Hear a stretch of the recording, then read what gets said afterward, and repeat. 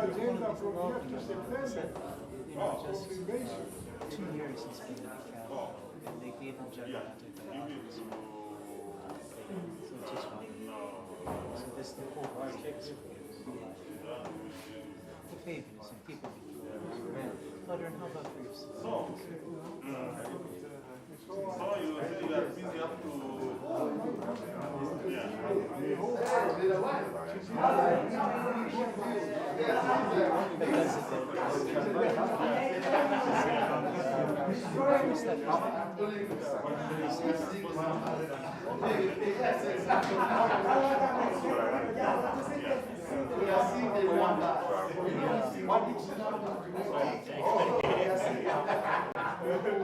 welcome. Thank you. Deserve this. Good afternoon. Nice. Yes. Fine. How's everything? Yes. Okay. Yes. Very philosophical. Yeah. A living dialectic.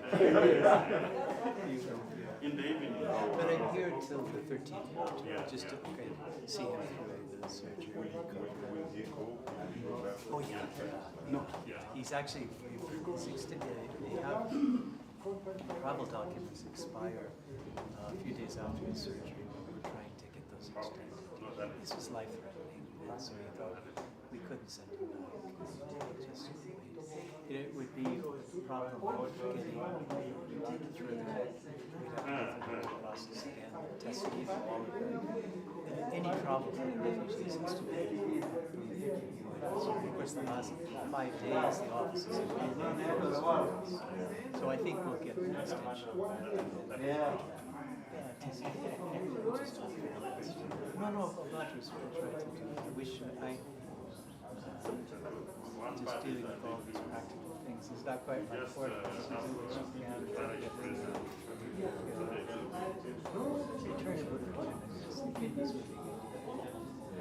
No, the doctor said this is between urgent and emergency. Unfortunately,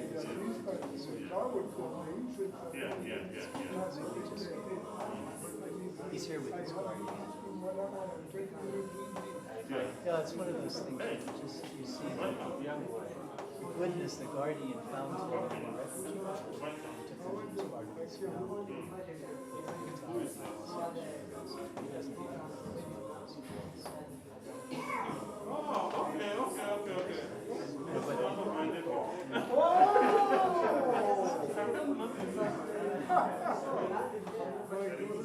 So we just prayed for him. I was grateful that one of our parishes said they might consider a friend to go. So and then within a few days they said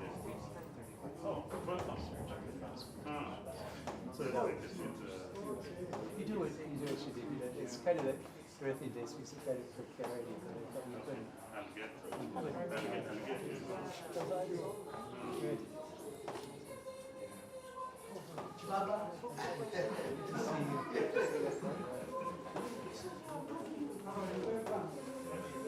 And what we just on the end is just my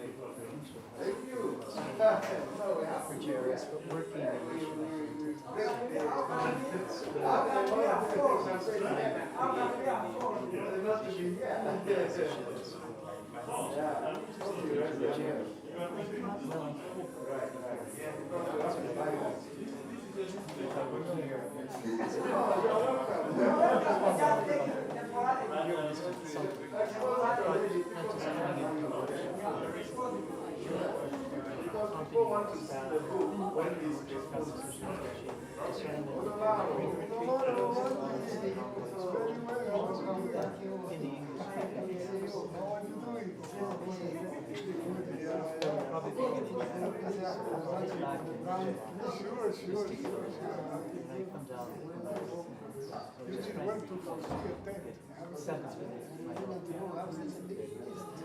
No, so that was really the irony is I wanted to be able to pay when I'm back in the States, pay for short, so I was able to transition in Washington. I tried to chair at Georgetown previously. Get an academic position. Yes, so Ron suggested I check the parish, and so he made that submission. So the irony for me is he wrote recent facility words we went to the parish for 5 It's just a guy had nothing to say there at all. It's a kind of irony.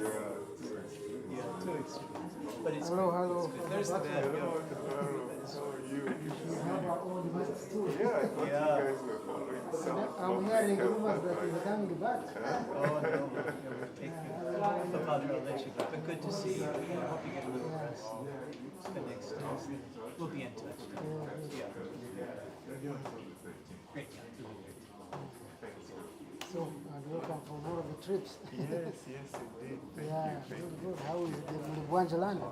It's good. Well, we were just in Lusaka last week. Okay. Came back yesterday. Yes, And how are you? okay, we are stuck here with this university dramas and all of this. Yeah. It is gradually taking shape. Yeah. Yeah. Well, that's great. Very good. Yeah, Are you done completely with Ethiopia? well, you can say completely, I mean, but I was you- sent here, so Okay. it is done. So your focus is right here. Focus is here, some short sabbatical in Japan Oh, you had in that September. already? Not yet, Oh, the not yet. COVID, the Okay. COVID blocked it. Oh, yeah. Yeah, Okay. so we will see. Okay. Yeah. Oh, that's wonderful. Good, and thank you for keeping the fort. Well, we have to do the best we We are can. waiting for more books. Maybe on the solidarity, That one I have to wait a bit. give some space. It's like family planning, you know. Okay, yes, yes. Spacing, To let you breathing space. spacing, you know. That's what will happen. Yeah. No, I keep that in mind. Yeah, keep I the really good keep- work. And Stan is doing some good work on that. Yes, of The course. Cosmic Flourishing book. Of on course, how of that course. I is- think he sent it to the printers. I saw Yeah. your forward. It's Yeah, excellent. yeah, So yeah, that should be out. the way is very good. Yeah. And yeah, it's a very good, nice transition. Afterwards, we can now go into the COVID stuff. Yeah. Yeah. Yes, yes. That's good. The start is very active. Yeah. You'll be at the, they have the big congress in July. And in July, it will depend. If I'm around, I may, but I probably that will be the time to be heading into Oh, to Japan. clean up for the sabbatical. Yeah. Yes, yes. Yeah, well, that's important. Yeah, of course. They want to keep creating some networks and Yeah, work. that's really important. Yeah. Yes. Yeah. Yeah. Yeah. Well, done. Thank you. Good to see you. Wow, it's all gone, are they? Are you demanding flowers? As successful as you are. What's the secret? Yeah, the secret is hard work. Hard work, yeah. No, there are good pieces there, but yeah. Yes. The effect of great reception is Laudato Si. Yeah, then of course from looking at it from that perspective, that Suspects, contribution to the global conversation. yeah. It will be a long discussion, of course. Perhaps it's not one event. You can keep writing until maybe, as I said, you create a Center for African Theology. Why not? So then it has all the syllabus from ethics, ecclesiology, what else, all the areas are covered. Good. Okay. You have news from home? The home is fine. They are okay. They are here from where my. Probably easier too. I went there briefly, had some meeting, and I told them I can't greeted me. Yeah. Because I remember, every time you left Ethiopia, you had to get, It's like, difficult, but I has was like, that improved? it is improved now because they get visas on arrival. Yes, so that's a bit of change. So you come 3 months clean, and then you can get the permits through faster now. Yeah. This Dr. Abe is a bit more open than the other guys. We will later be 14 that is changing the country. Yeah. So it's a change. Yeah. Alex is there and Molo. Yeah. The one is Do we still have any work as the Franciscans? Are we still helping of out? course, it is the commitment because it is, we have an MOU. So, Angola is still, I think, the dean now. Alex goes there for workshops. Yeah, if you get a few more regions, that keeps. Yeah. Then the big land in Jimabong, of course. So yes, develop. Then they got some money, so it can be big. Yeah. That's good. And what Gilbert who was being here. Gilbert was go, I think, got started Tanzania because of papers again. We have first clear papers. Yeah. So if he makes it, that's good. Yeah. It's a big thing, and the bishop is very receptive. Marcus. Yeah.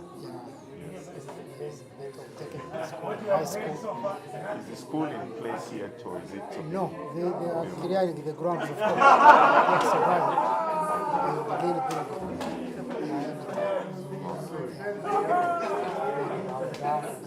But that is doing it. it's there, it's good. They wanted to have some secondary school section, but they haven't added extra land. So, That's good. That's good for you. yeah, for the first time, they kept hanging in there. They wouldn't have a good foothold. So, those two. And then Addis, they present.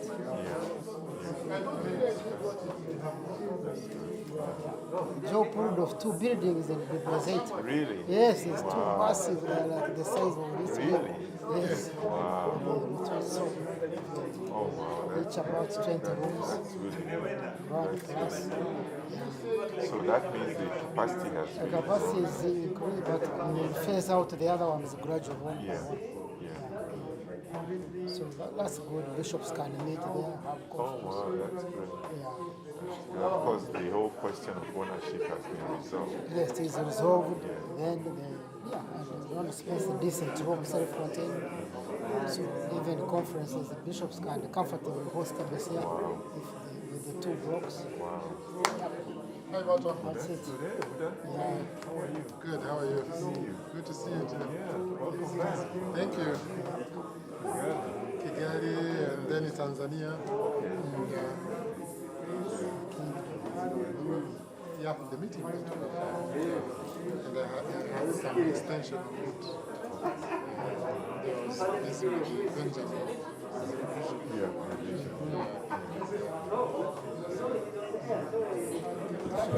The Commonwealth. We have a Commonwealth meeting in Kigali. Oh yes, it's a big June. No, it is in June. June. It must be talking about the hotel.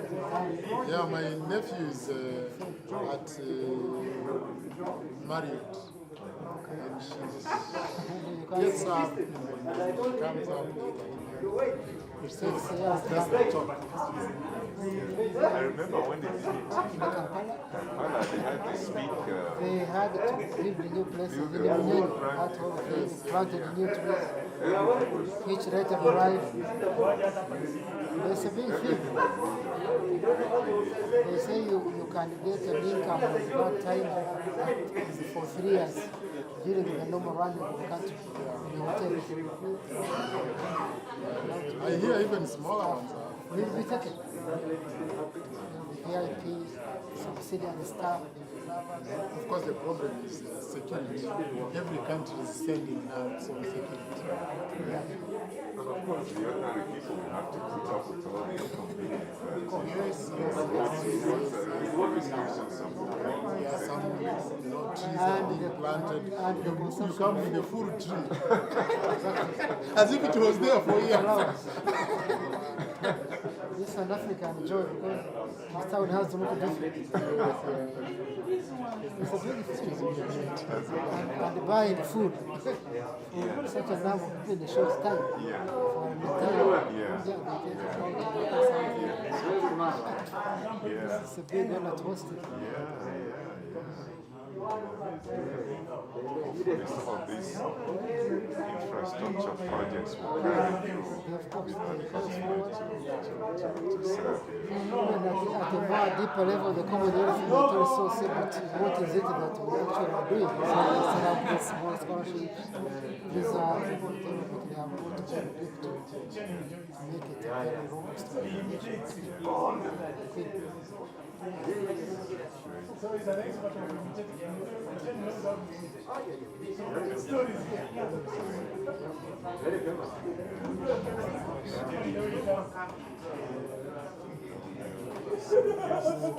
the rain has disrupted a little bit. Although,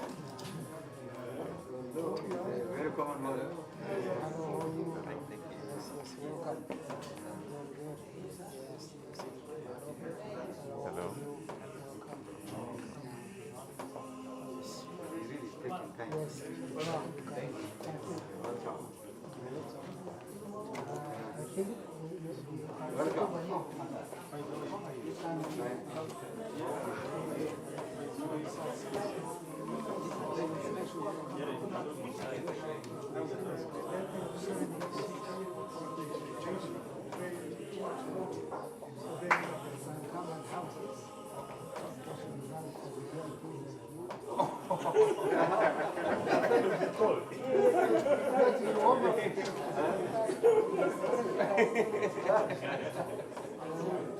A bit cold.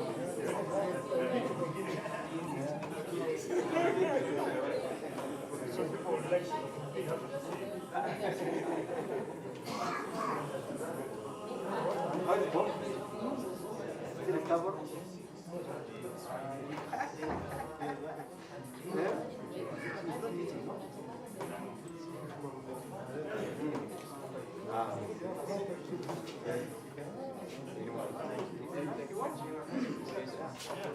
I'm surprised. Moves. Does he need support? He has no medication.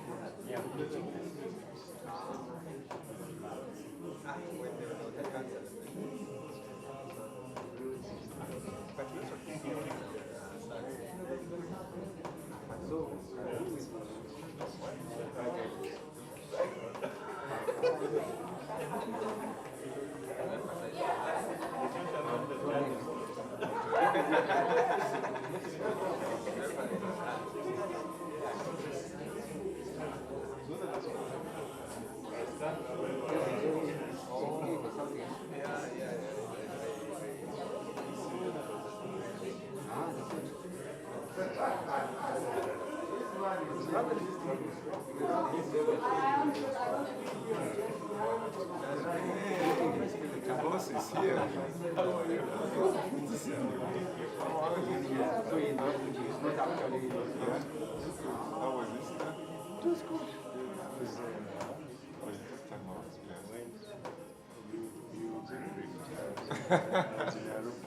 Oh, that's good.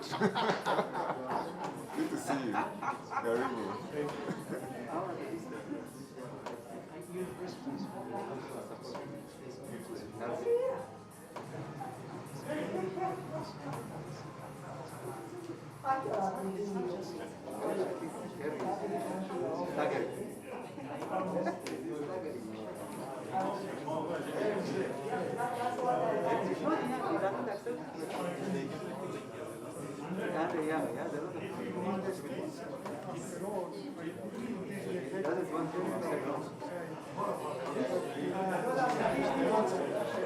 Slow down.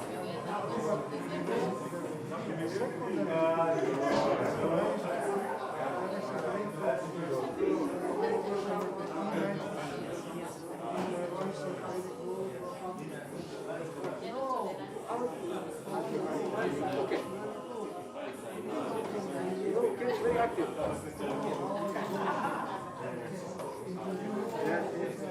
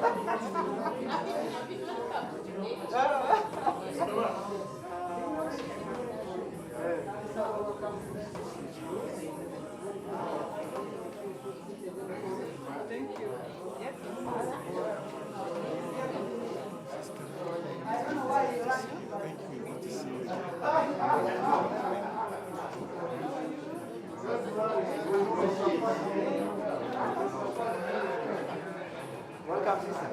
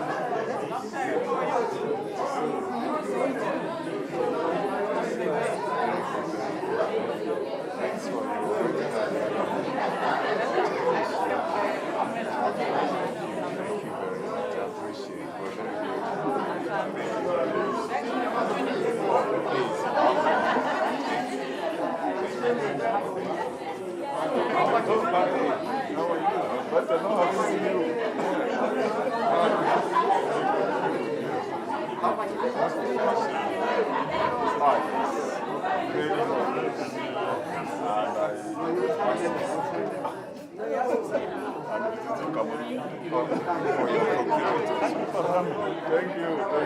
And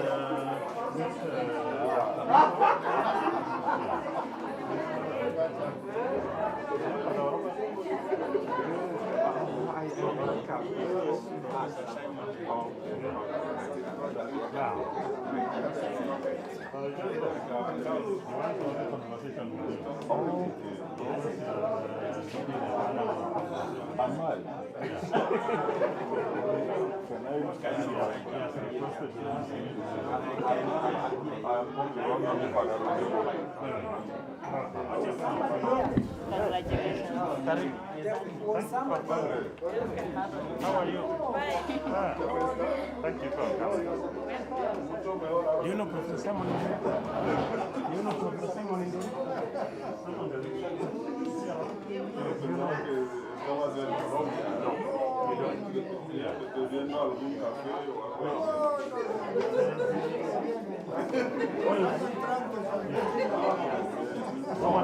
Someone is trying to no, it's not. We don't know why.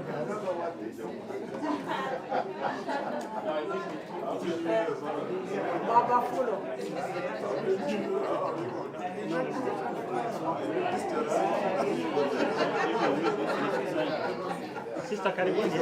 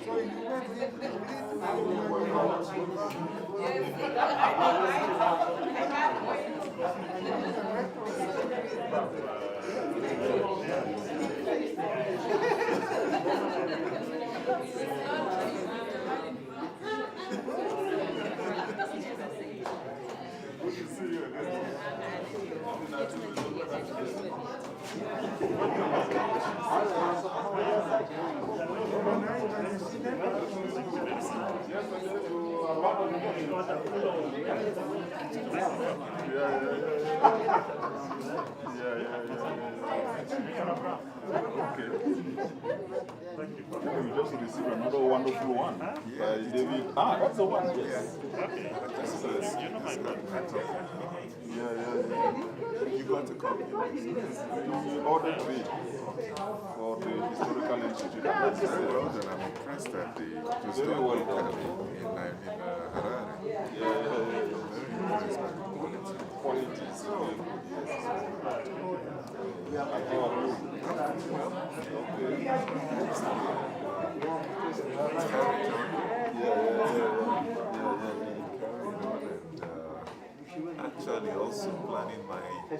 my succession.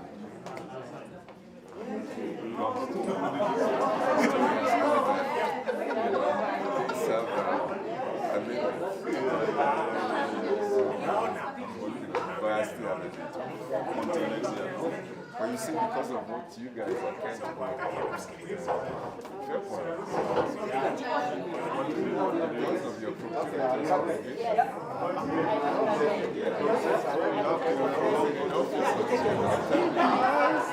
because what you convoke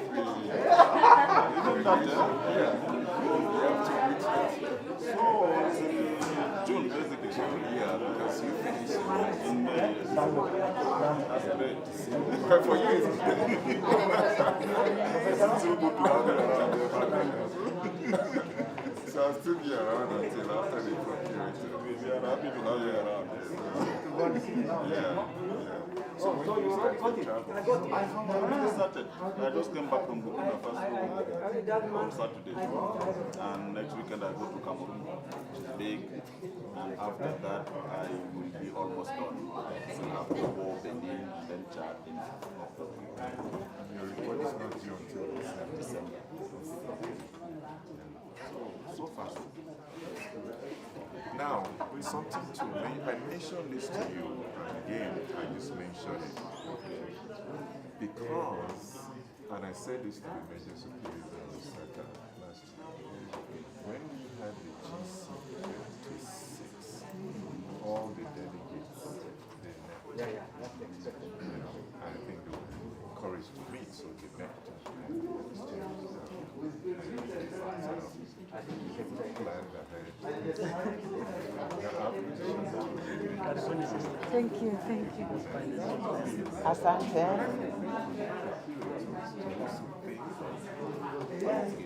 I'm not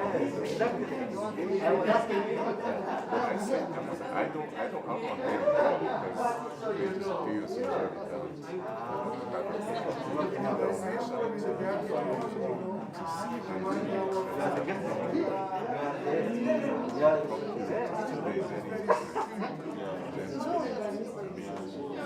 might be able to say post them. Like after the report, whenever you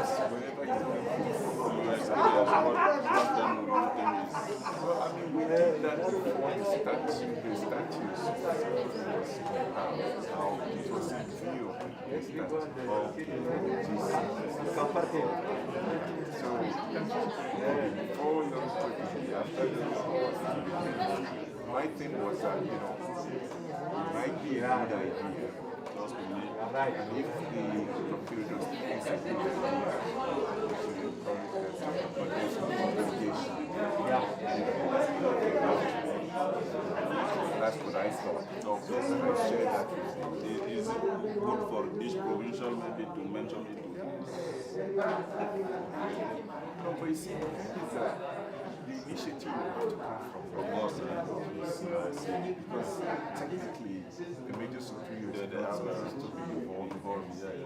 So if the desire, the interest, the need is challenged, then I would say, but I said I'll mention it to you, so that you think about it and see what you make of it.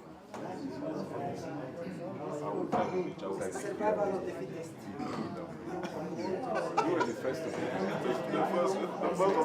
That's why I said I should speak to you first, since you were the first to be elected. maybe just to have a meeting maybe. But you might want to just sound them out and see what the others think. But we don't involve the social. No, again, the presumption is that only next year the assumption is that the substantive will be the point. So, you think about it and see what you do. I will reach out to at least to come to Africa and eat good food.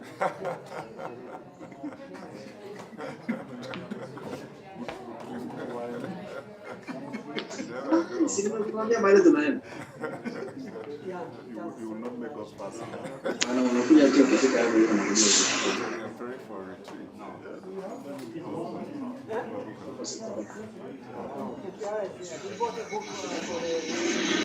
Okay, no problem. Is it? That's not trouble here now. Go and sit with your people. Go and sit with your people. What big surprise do you have again? What big surprise do you have again? No, so you just have a conversation. And No, he hasn't become Just really ask them because you have already but I didn't really, but my mindset is not, and it was not prepared for it at all. Like at all.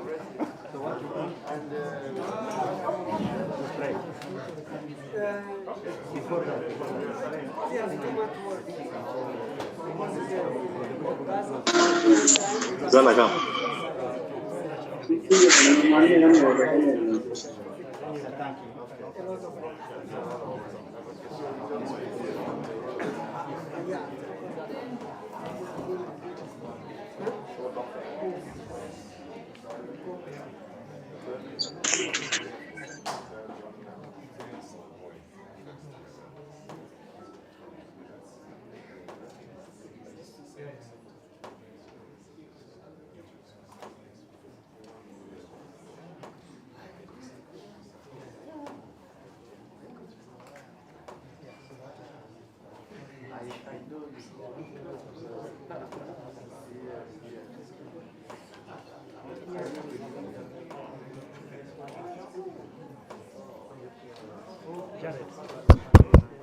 Jared.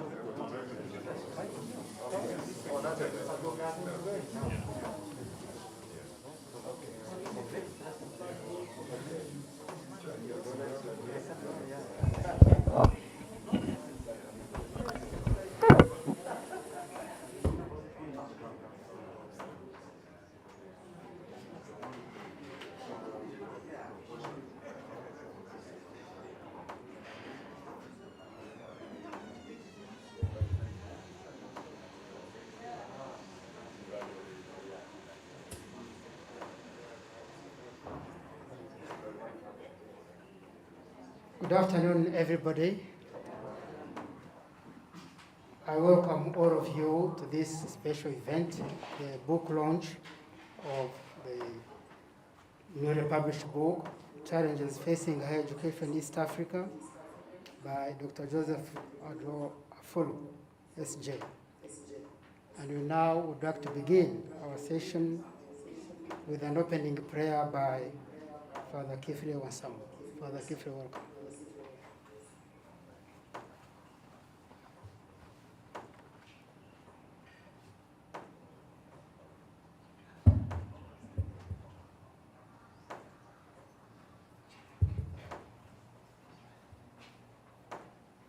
Let us stand. In the name of the Father, and of the Son, and of the Holy Spirit. Eternal and gracious Father, all is from you, in you, and it's our deepest desire that it is for you. We are deeply grateful for the gifts you have given each one of us, for the energy, strength that you have given us, and for the moments that you provide for us to honor you, and also together to rejoice for the products that we get from our cooperation with you. And at this moment we are here to celebrate the products of our own brother, Father Joseph AFULO for the work he has done, and we thank you for the grace, energy you have given him. And thank you also for having brought us here to participate in this safely. And we ask you to be with us, and that this work may be placed in your name for your glory and for the benefit of our peoples. We ask this in the name of Jesus the Lord. In the name of the Father, and of the Son, and of the Holy Spirit.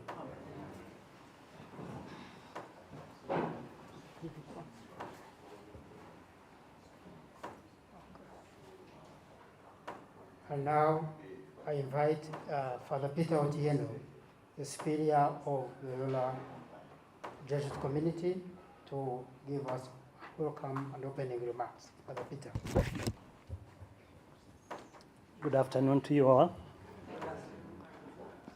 So I'd like to acknowledge the presence of Bishop Rodrigo, the presence of JCAM President, Father Roberto, the representative of the Provincial of the Jesuits, Father Endasham, Father Binamungu, who will give a speech on behalf of the Provincial, my fellow Jesuit companions, fellow priests, members of different religious communities present here, family members, and friends of Father AFULO, and representatives of the publishing house. Recording in progress. Here.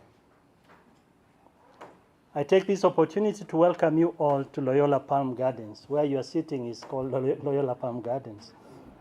Now, those in Loyola House, I don't know how to welcome you now. To Dr. Father ODUOR AFULO, it is an honor to our community that you chose to launch your first book at Loyola Palm Garden. This is your first book, and we hope the start of many more publications. When Dr. AFULO mentioned to me that he would like to launch this book in this Loyola Palm Gardens, I started asking myself the rationale of launching a book. Why not just sell the book? If it is a good book, it will sell. Why do you launch it? But after pondering on this point, I got a little wiser. When we publish a book, we of course want the book to sell, so to speak. We therefore advertise it and are willing to negotiate the price so that it reaches as many readers as possible. However, there's more to publishing a book than selling. The author has a story to narrate, a message to deliver. So today we are gathered to launch the book. The title of the book is Challenges Facing Higher Education in Eastern Africa. We are gathering to listen to Dr. ODUOR AFULO. We would like, first of all, to hear from his narration the motives behind the publication. What inspired him? What was driving him when he wrote the book? So as we listen to Dr. ODUOR AFULO, I pray that his narrative will ignite a debate on this important area of education. Hopefully the debate will result in radical reordering our priorities in the area of education in this region in Africa. May I therefore take this opportunity to welcome you all again at Loyola Palm Gardens and at Loyola House. Karibuni sana.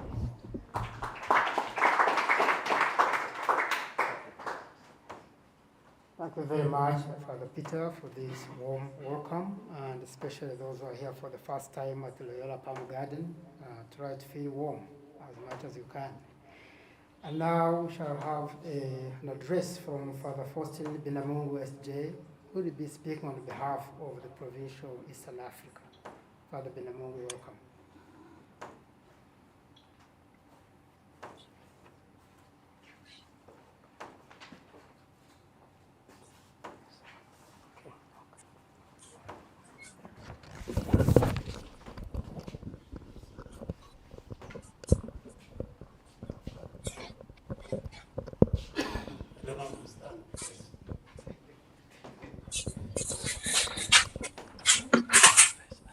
For him.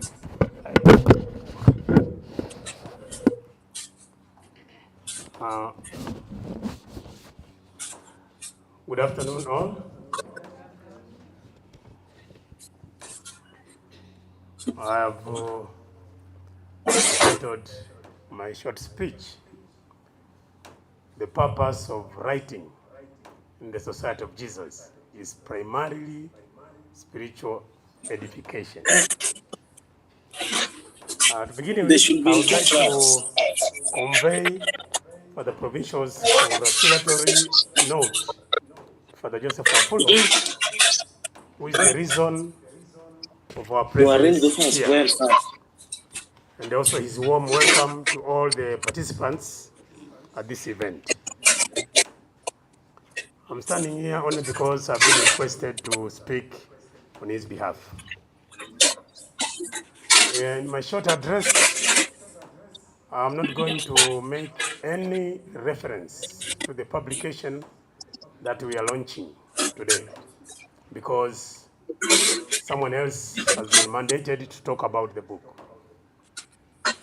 Instead, I would like to talk a little about the ministry of writing in the Society of Jesus as a way of encouraging all Jesuits who are endowed with the skill to use this skill for evangelization, particularly in the promotion of faith and justice. And allow me to begin with the fathers in the Society of Jesus, way back in the 16th century. On July 27, 1547, this is the period when the Society of Jesus was beginning to expand and open its doors.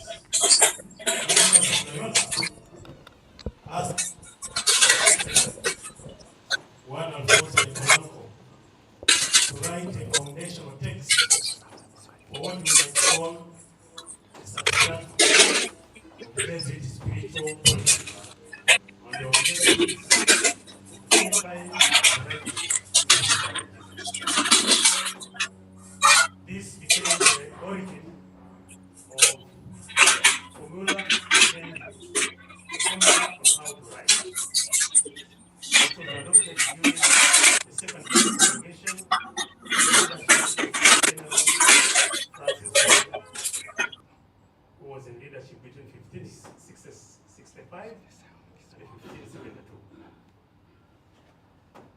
The leadership of two other fathers general, namely Father Everard Mercurian, 1573 to 1580, and later on Father Claudio Aquaviva, 1581 to 1615, refined the role of writing for the Jesuits.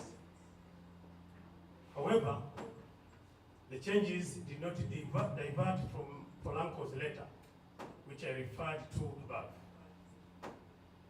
In a manner analogous to the relationship that the spiritual exercises have with the entire institutional structure, the Formula Scribendi and its initial rules are related to the regulation of the lives of the Jesuits.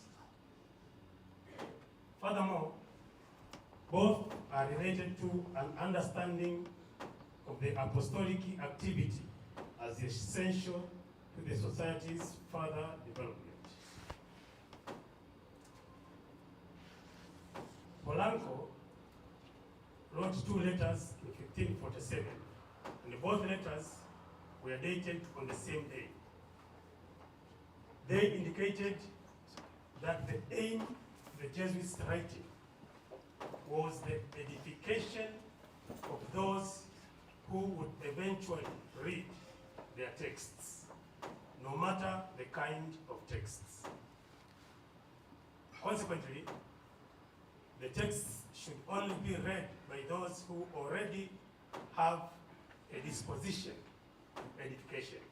That is, people who tend to be spiritual, benevolent, and pious, vis-a-vis those with mundane spirit who either misinterpret or do not like such things. In other words, any writing by a Jesuit should have as its objective edification, and they should guard against misleading. Blanco continues to show the apostolic dimension of the ministry of writing by apportioning to it three objectives. First, he says that writing should help to unite the missionaries who are dispersed among the various missions. He highlights the importance of cultivating mutual love, preserved and enlivened with memory, which takes the place of actual presence. Therefore, writing serves to bring about the union of hearts and minds within the society of Jesus. The second objective pertains to the benefits of the universal church. When read by outsiders, Jesuit texts should always edify and point others to God. Thirdly, writing must increase the Jesuits' own certainty that God is directing his activities from within. The writer displays his gratitude and ultimately increases his faith. Writing is therefore an opportunity to enhance the glory and the praise of God, which is the purpose of the entire universe. Therefore, as we gather here today to witness the launching of the book that Father Joseph AFULO has published, we are confident that he has produced this work not for himself, but for humankind in general and for the greater glory of God. The principle and the foundation of the spiritual exercises of St. Ignatius of Loyola reminds everyone who goes through the exercises to understand that nothing on earth should have a purpose which is not ultimately spiritual. We are created to save our souls, and everything else on the face of the earth is created to help us fulfill this purpose. That means if the book challenges facing higher education in East Africa does not fulfill this purpose, both for the writer, for the AFULO, and for the readers, then it will have missed the point, and it will have fallen short of a book worthy of a Jesuit. The Society of Jesus has a special place for writing and publication. And my fellow Jesuits know that there are companions whose major apostolate assigned them by the provincials is writing. Good writing reaches far and wide. It benefits the society and humankind. And in the field like that of higher education, which Father AFULO has chosen to write about, focuses on solutions to the existing problems rather than enlisting them. The catchword for the title of the book we are launching today is challenges. But I am certain that the focus is on how to address these challenges. East Africa already has enough challenges in education, and higher education in particular. We believe that the book Challenges Facing Higher Education in East Africa will provoke the intellectual curiosity of researchers, academicians, and policymakers in our region to design education systems that provide solutions to real problems that people are facing in this context. I take this opportunity to congratulate Father AFULO for this milestone. I also thank everyone here present for joining us today in this special event. Thank you very much, and may God bless you.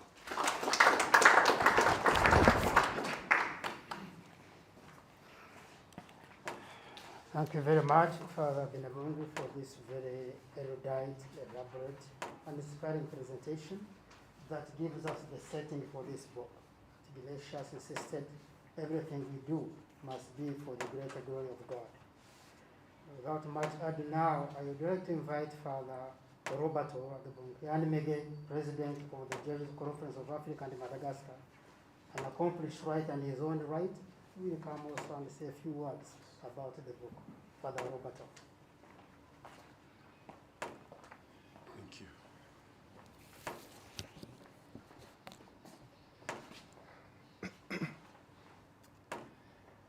In his apostolic exhortation on the Second African Synod in 2009, Emeritus Pope Benedict XVI said this, and I quote him now: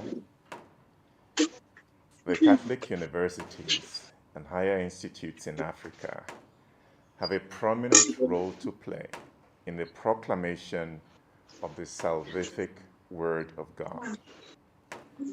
They're a sign of the growth of the Church insofar as their research integrates the truths and experiences of the faith and helps to internalize them.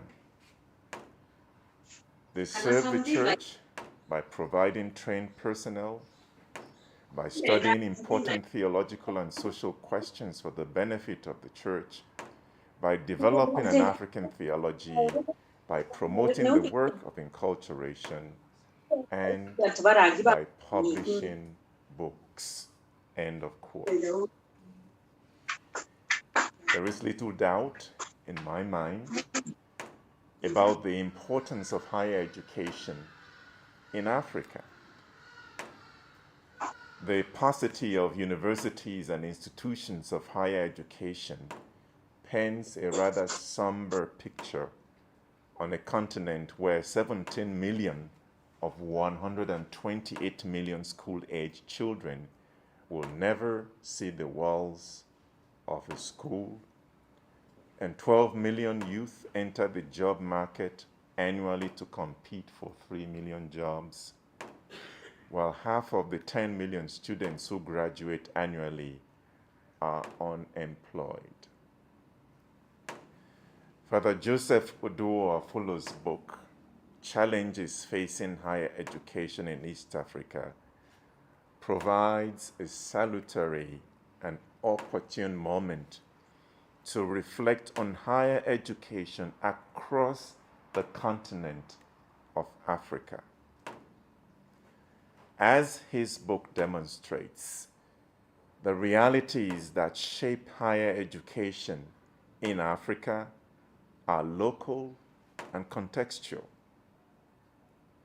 such as the dearth of quality tertiary education institutions for Africa's teeming population of youth, the need for context-specific curriculum and program content to respond to the social, economic, cultural, and political situation of the continent, and the challenge posed by dysfunctional public tertiary institutions.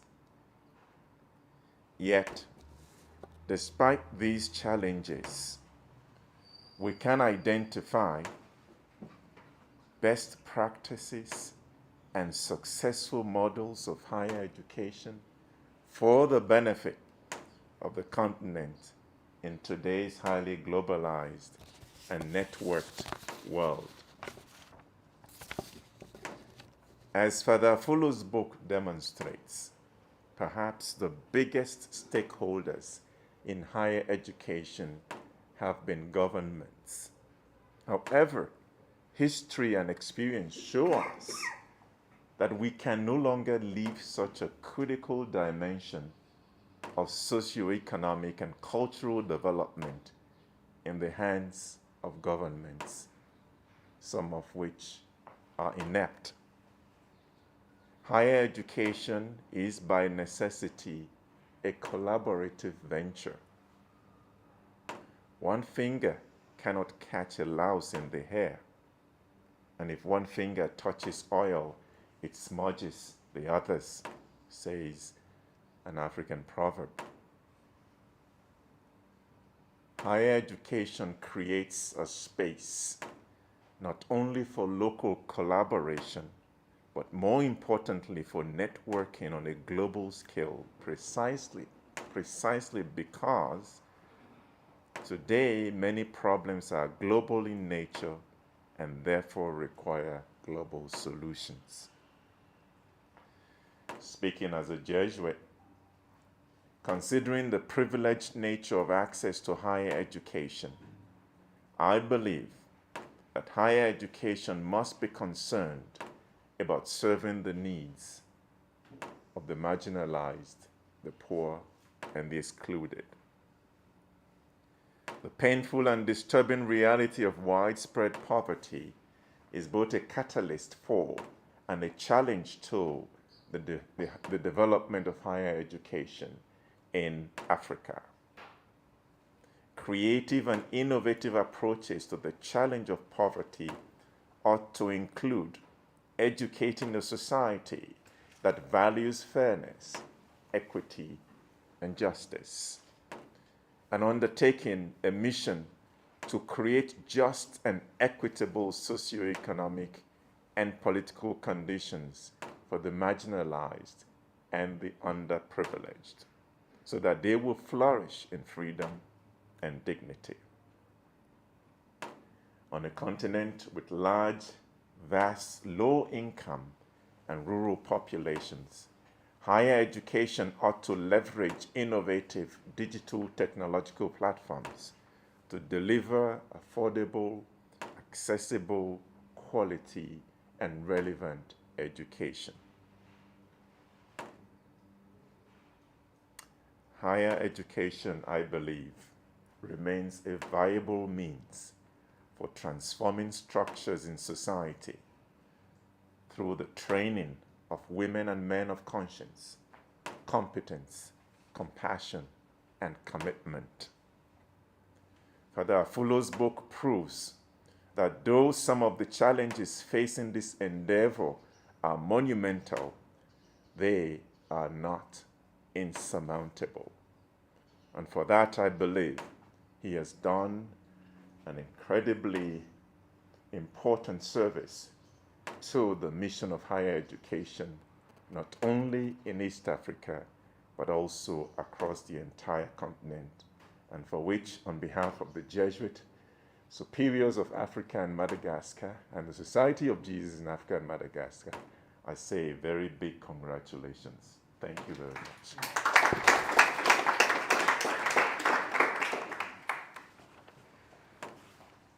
Thank you very much, Father Roberto, for this welcome to the book and appreciation, and above all, for spicing your speech with African proverbs. As Asheve says, proverbs are like palm wine with which words are eaten.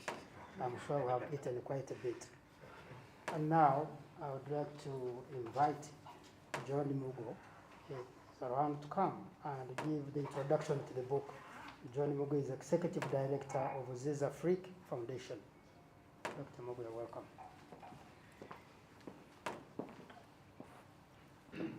Thank you so much, Master of Ceremonies, and good afternoon, everyone.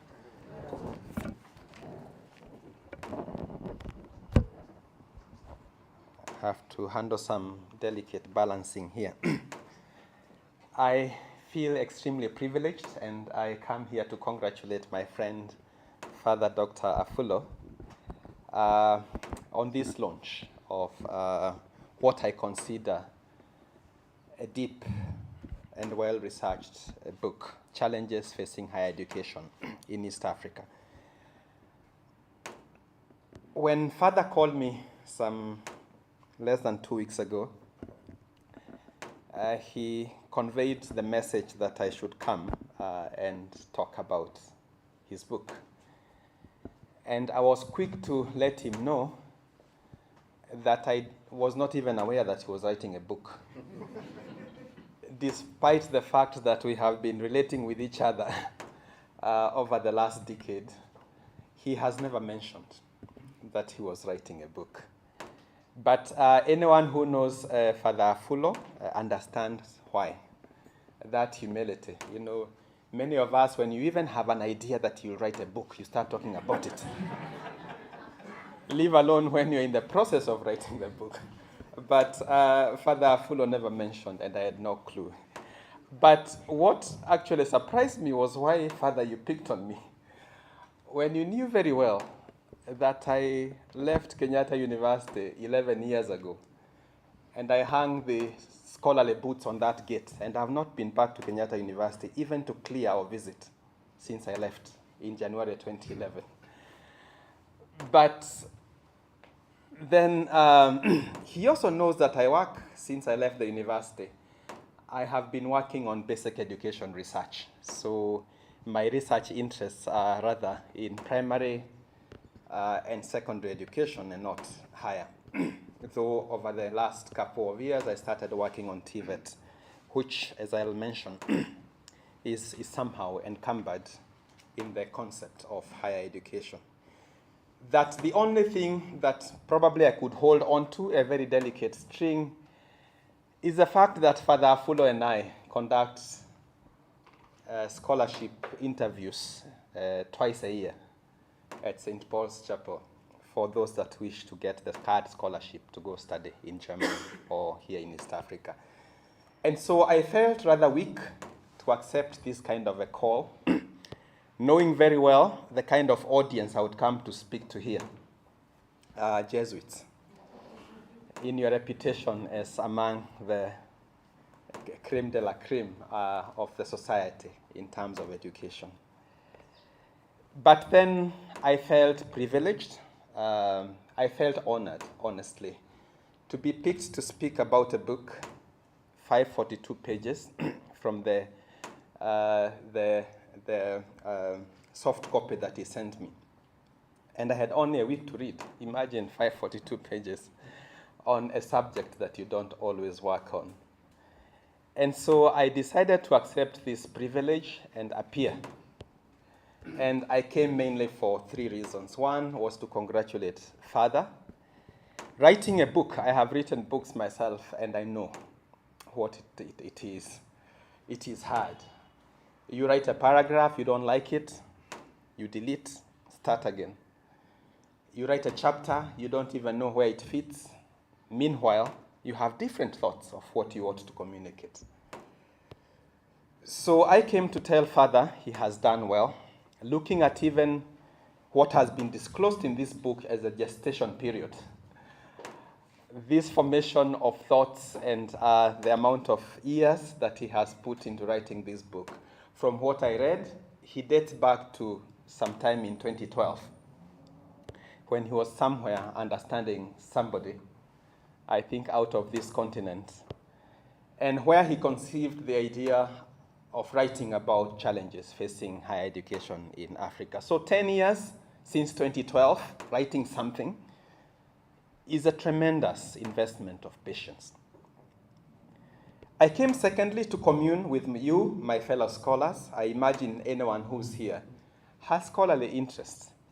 And if there's anything I missed since I left the university, is the intellectual tension that always happens on such meetings. That ideas are explored, but also challenged and critiqued without fear. I came thirdly to share my few thoughts in engaging with the ideas that are communicated in this book, relating especially to my personal encounter with higher education in East Africa, more than any understanding or any engagement with the field of knowledge on this matter, because I can't claim that. So you will forgive me if you feel disappointed by what I will talk about. Rather, you may sympathize with a fellow scholar who was ambushed in the nick of time. I felt qualified actually later on, I think this morning, that maybe I should talk about higher education. Even when I have not researched enough on it, I can speak in my capacity as both victor and victim. of higher education in East Africa. I reflected around my connection to higher education and took reference of the ideas mediated, the challenges and the solutions explored in this book to my own personal journey.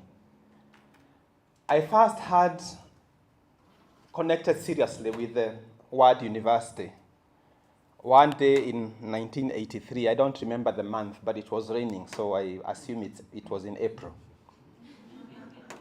When we woke up in the village one day, and I heard that my parents were coming to Nairobi, and actually they were smartly dressed, and they were quickly bidding us goodbye, because my firstborn brother, Mwaneki, was graduating. I didn't even know he was in the university for the years. And so that day was a privilege because I was exempted from driving the animals to graze. And the village gathered at our homestead around the radio, waiting for Mwaneki's name to be mentioned in the graduation. And then I developed now a discernment and interest for the university. And I started asking my elder brothers what the university was and how one goes there. And I think that's when I could date back my engagement with higher education. Of course, it didn't happen until many years later on when I joined Kenyatta University.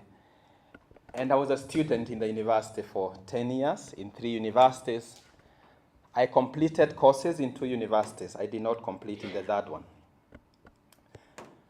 So allow me to share 7 thoughts. You know what ran through my mind reading through Father AFULO's book.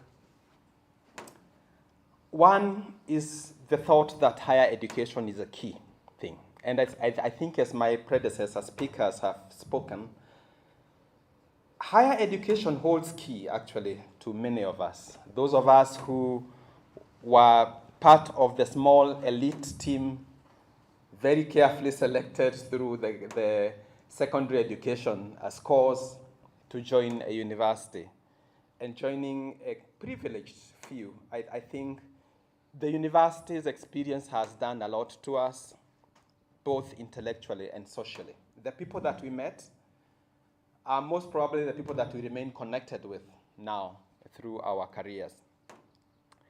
Higher education is a tail end from which the benefits of investing in education should be reaped. As I said, I work in basic education myself, but I was reflecting on the analogy of the egg and hen, which one comes first. We may see higher education and it's coming following basic education, but the creation, the conception, the driving of basic education is primarily dependent on higher education. So the inefficiencies and the learning crisis that is well described and documented, right from the foundations in ECD level and so on, has actually weakened higher education. But at the same time, the low capacities and the diminishing quality of higher education affects basic education in many ways. When teachers lack the skills and the intrinsic motivation needed to teach and inspire children, and when the educated parents, university graduates or TVET graduates, lack the values and the life skills that they should pass over to their children. Indeed, basic education and higher education that are joined at the hip, you can't tell where the influence on one starts and where the other ends. On the concepts, I struggled a little bit further, to be honest, and I still struggle with the concepts of higher education, viz. Tertiary education. And I don't know whether one has reflected about the difference and how these two are defined. But I welcomed the definition adopted by Father, that of Power, Millington, and Bankston, 2015, because it is all-encompassing and not limited to university education. Many times when you hear about higher education, you run to think about the university. But higher is anything that happens after secondary school, simplifying that definition. I found that really enthralling, but also thinking if higher education indeed includes TVET, does it encompass both technical and vocational, or just the higher end diploma education and not the lower end certification, even through some technical skills that have no theoretical examination? What I loved about this book, and one of the reasons I will urge you to read, is because of the historical dimension adopted. I appreciate the historical contents presented in the introductory chapter. Available literature ignores the effect of the colonial era and the missionary work in understanding the present. Indeed, the contents and skills mediated by education is a preserve of the politics of the day. And what students learn then is always captive of the political economy. Shocked by the revelation presented on the contents of the Richard Madden Commission report of 1843 and the Phelps-Stokes Commission and other commissions, how might this still be affecting us and the technical and vocational education today? When you look at the stratification that is well described by those commissions, an education that should be given to the whites and not to the natives. And let's give the natives a little bit more, but we must be careful here not to mess around. The intellectual capacity starts rapidly, but then stagnates at some point, and that of the white people continues on the trajectory. You know, all those things, the descriptions, really, that could make one cry on how perceptions were and what kind of education was determined for us. I read this again and wondered, when you look at how the stratification is today, like the other day I was asked about the national schools, because now our children are joining Form 1, and we know that the national school, basically, calling a school national, another one extra county, another one county, another one we shy of calling them village schools. And all these are public schools funded by government from the same taxpayers' money. You wonder why colonialism has been perpetuated over such a long time and has refused to go. And we continue to glorify this kind of a stratification, which actually was a subject of these commissions over a period spreading more than a century. Education of those less intellectual, those that fail to attain the grades needed for university entry. And this historical approach reveals the changes and tensions that played in the colonial government and higher education in Africa as playfield for global politics between the British and the Americans at some point in the pre-World War II, but also later on in the Cold War period between the US and the Soviet Union and so on. The parallels drawn between the Beecher Recommendation of 1949 and the Bretton Woods institutions that comes much later in the 1980s, really revealing that history indeed repeats itself. And the more we change, probably, the more we remain the same. It is quite frustrating to see that despite all these histories and the understandings, we continue to perpetuate discrimination within the higher education system. I loved the discussion around the brain drain. And this is very well expressed and explored. The interference with autonomy and academic freedom of the universities has often resulted in brain drains, and this is quoted very well.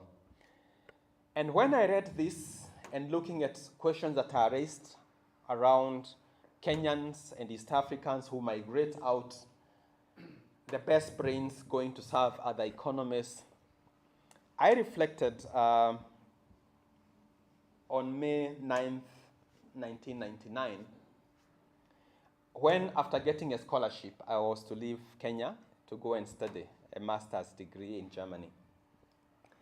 And then I was hosted for a little party by my cousin in Buruburu, and my parents came from Kirinyaga. And even though I recall he had taken 2 Tuskers or something like that, my father called me on the side, at the tail end of the ceremony, because I was to get an early flight the following morning. And what he told me was, John, every person who has given birth to children knows them, and I know my children. And now you are the first one to get out of the country to go and study. I have one thing to tell you, that I don't care when you go to Germany whether you will get married to a Mzungu or whatever you may decide to do on that social front. I confirm, my wife is here, that I didn't go that direction either. But what he cared about, he told me, is that after your studies, come back. Please come back. I know you, and I know that Kenya is dependent on people like you. There are many problems to solve here. Go get the wisdom and the knowledge and come back. And I can tell you that those words haunted me for the 5 years that I had to stay in Germany doing my master's and PhD. And exactly the day that I finished my PhD and graduated, I looked for a flight and I came back. So brain drain is something that is real because it attracts the best, not the worst. And it is serious because it is change makers, actually, who leave the country, those that would be so much relied upon. The struggle for democracy, when you read AFULO's book, is linked to brain drain, and citing on page 57, Waswa and Katana, 2008. And looking at the histories where people who migrated are those that felt that their academic freedom was under threat or under siege, and giving certain examples, especially from Uganda during Idi Amin's time, and even here in Kenya, not so much mentioned, many times when scholars had to flee the country because they felt threatened.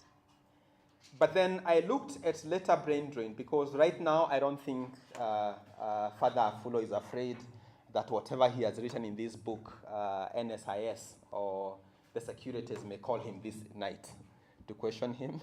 I think now for the last at least 2 decades, we have enjoyed academic freedom. But I think brain drain is more than it was during Moi's era and the dictatorial regimes of our, especially Kenya and Uganda. But then probably the leading driver of brain drain now is more of academic and economic mobility and prestige more than academic freedom. I don't think many people now care about freedom because we don't even have those controversial materials that we used to read. You know, you remember the stories of Katama Mkangi and William Tunga and others. Last week, I was at the University of Chicago, and someone engaged me and asked me, who seeks the top KCSE students who all receive scholarships to go to Yale, to Harvard, after they finish? Does anyone know where they go?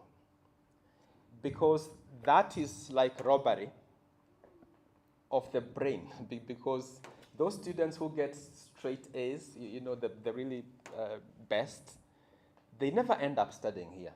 And we don't know whether after they go finish the degrees at Stanford or the other places, they indeed come back and whether they find the space. Should that be maybe a national program of repatriation where they are given the best jobs to come back and bring the brains back?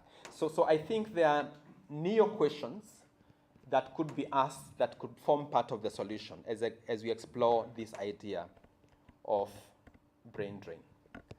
The question of relevance is very well covered, and we know that the 3 pillars of an education system, relevance is the first one. One of the phases of relevance that are described, and this has been the emphasis in policy documents. If you read all the policies of government, like now we are working to revise the Basic Education Act of 2013 into something new.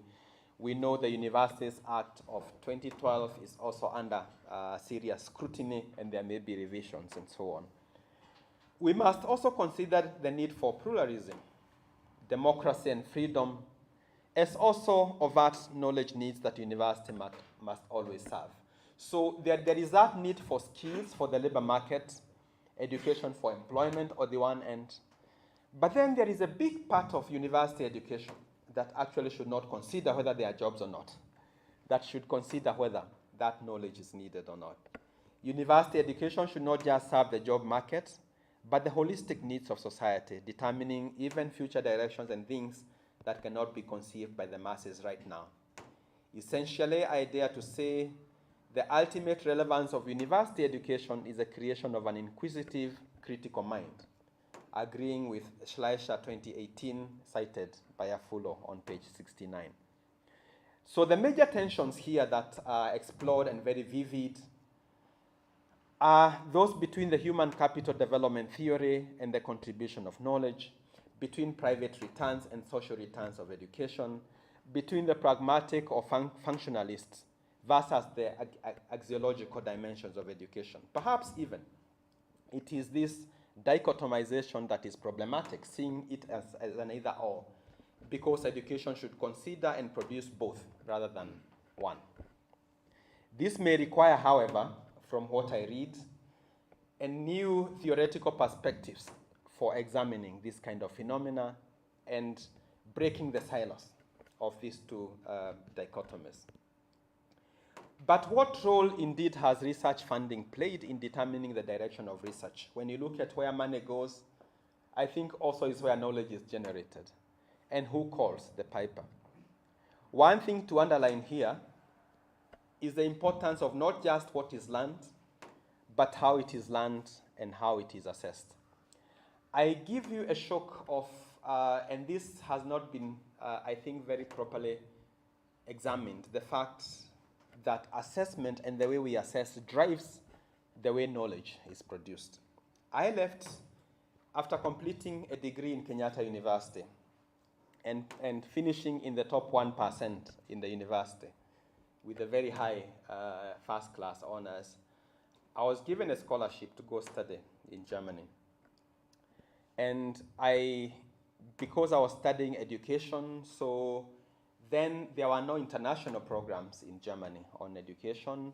So I was going to the German national education system, placed somewhere in the middle in what is called a diploma, to complete it so that it would be equivalent to a master's. But it was not a master's, it was a German diploma.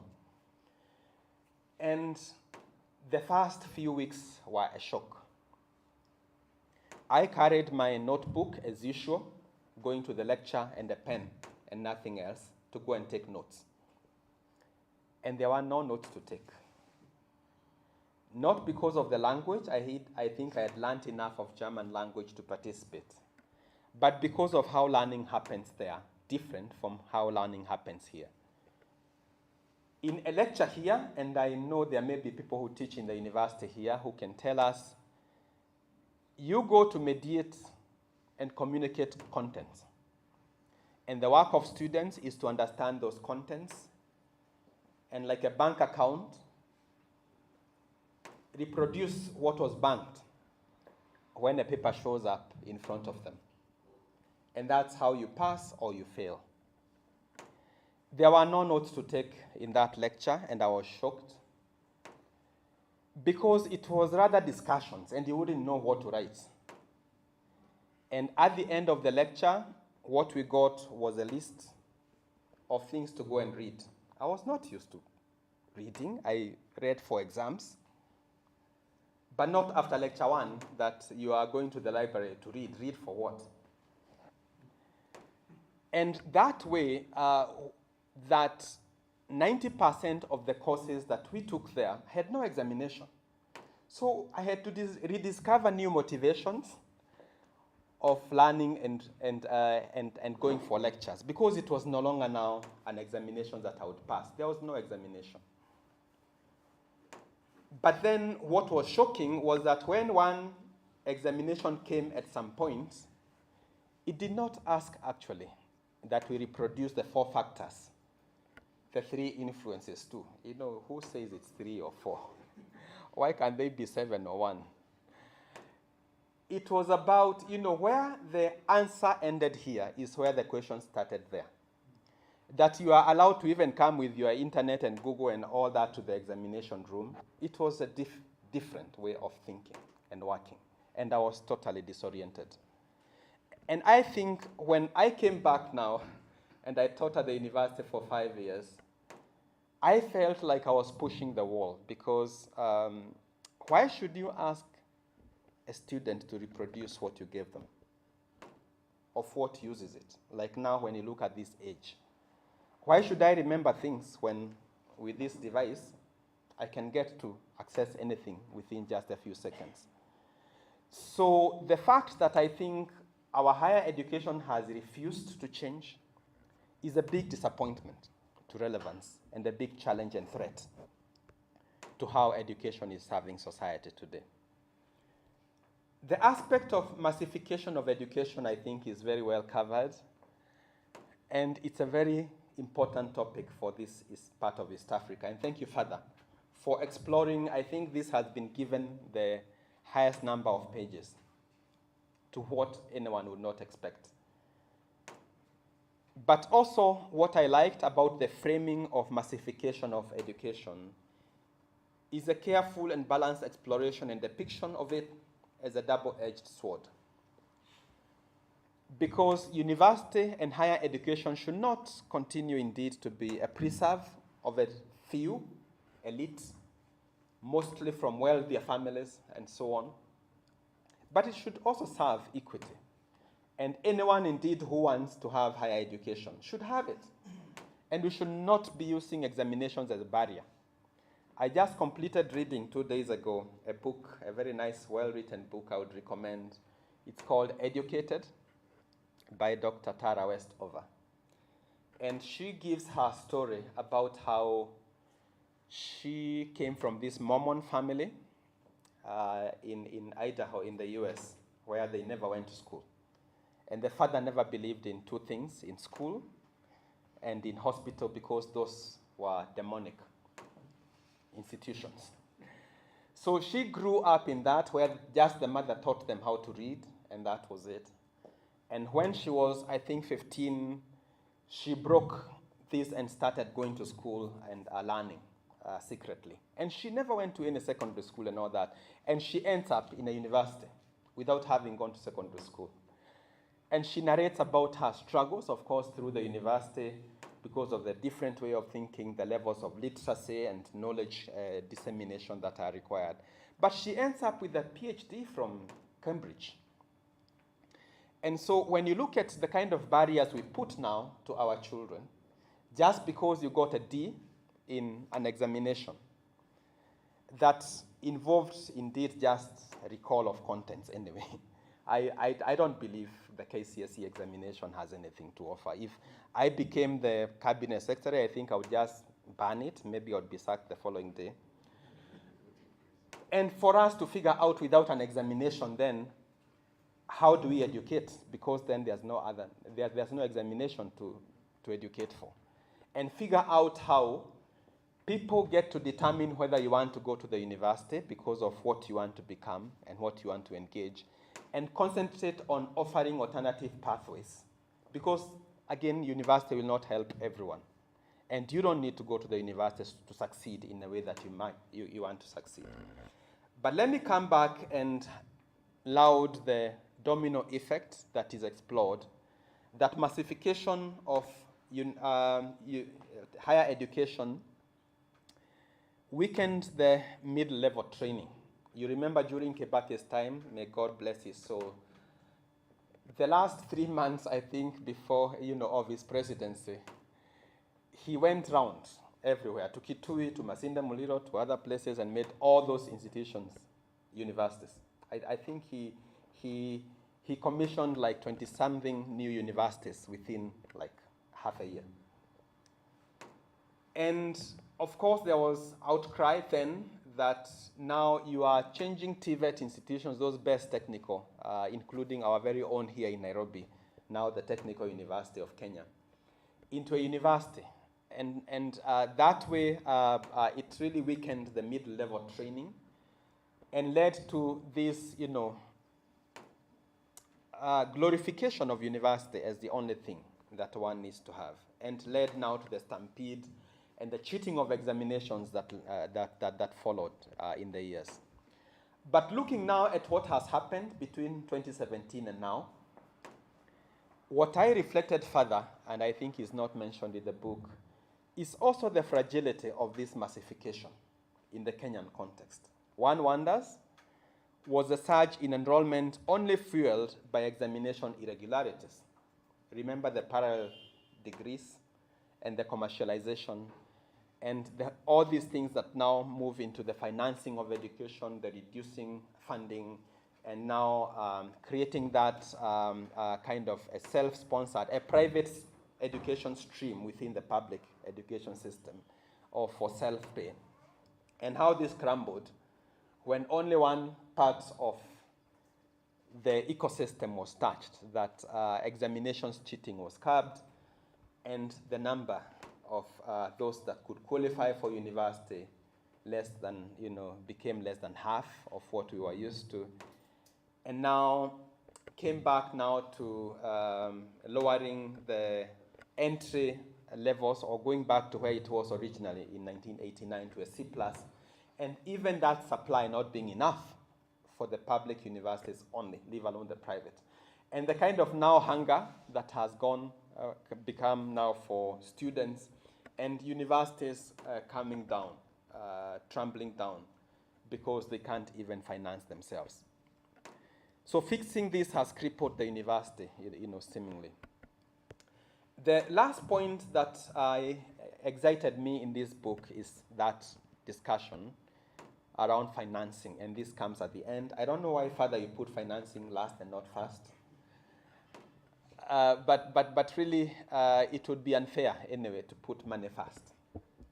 But then you find that what I like about the style of this book is that in an ordinary book, you'd find an introduction, and then you cover the challenges, and then you come to the conclusions and recommendations. This book is different because things are just flowing into each other. So even though financing is the last chapter, you find financing as a topic, key one, in chapter number 1. So this web of things, I think, that has now emerged, that it is not a linear flow of ideas, but actually the complex web of challenges and examination of solutions flowing into each other. The issues in financing are set out very well. The high recurrent expenditure, the inability of economists to sustain this, and so on. Arguments have been extensively explored, from the theory of diminishing returns to the human capital development theory, and so on. Now, when you look at the countries in Africa, and indeed among the developing economies globally, you find that Kenya is among the highest spenders in education. So you find that on average, we spend more than 25% of our annual fiscal budget on education, and that's pretty high. Now, higher education has the highest per capita allocation, but then the cost of higher education is by far the highest compared to those other levels. But then you understand the pyramid, because when you look at how many students are in primary, how many are in secondary, how many are in TVET, how many are in university, you find that a university now has been overtaken by TVET over the last 2 years. And which means, because everything now is per capita, then university still gets a small proportion. Commercialization was deemed by the dip in numbers, as I said. The numbers drastically reduced, and this is going to be a problem in the next decade. I think for people who are going to write more following this book, we'll have to explore the prospects of alternative ways of funding, because numbers are not going to be the way, and the per capita spending from Treasury may not sustain the university. TVET is getting some numbers from the university. If you look now, previously we all used to want to get to the university. Right now, because of especially the unemployment crisis among youth, you find that like now, let's say from the KCSE results that were released, around 15% scored a C+ and above. Now, you will find that around 5,000 of those will willingly not go to university, will go for TVET and these other technical courses because of what they want to study and what they want to become. Not counting the thousands who opt to go abroad because they are still there. So this again diminishes the already small count of those that have qualified to go to the university. Now, I have a lot of respect for one of the scholars that Father AFULO quotes extensively, Professor Mkude. The most difficult challenge, and I quote, facing the university with regard to this issue is how to change the students' mindset from the public sector mentality of dependency and wastefulness to the private sector mentality of entrepreneurship, frugality, and value for money, on page 444, citing Mkude, page 37. With all this respect for Professor Mkude, and I know he's pushing for an entrepreneurial mindset in the university to sustain the university. I doubt whether, however, this is the biggest challenge. In my experience, it may be a bigger challenge that the private competition that staff members in the universities give to the university might be a larger one. Research goes to individuals and not to the university, and this denies the university the base for a solid fundraising. Now, when you look at, if we were to sum up the private income of university researchers, those researchers who are on the university's payroll here, the amount of consultancy they get and research money they get, add that, and compare with what hits a university account, you'll find that the universities may have to rethink the way they operate, but also the incentive system they create for academia to want to bring money to the university. When I was there, I remember Kenyatta University added raising money for the university or bringing money to the university as a qualification for you to be promoted either to senior lecturer or associate professor or full professor. I don't know the extent to which that has served. I left, I think, soon after.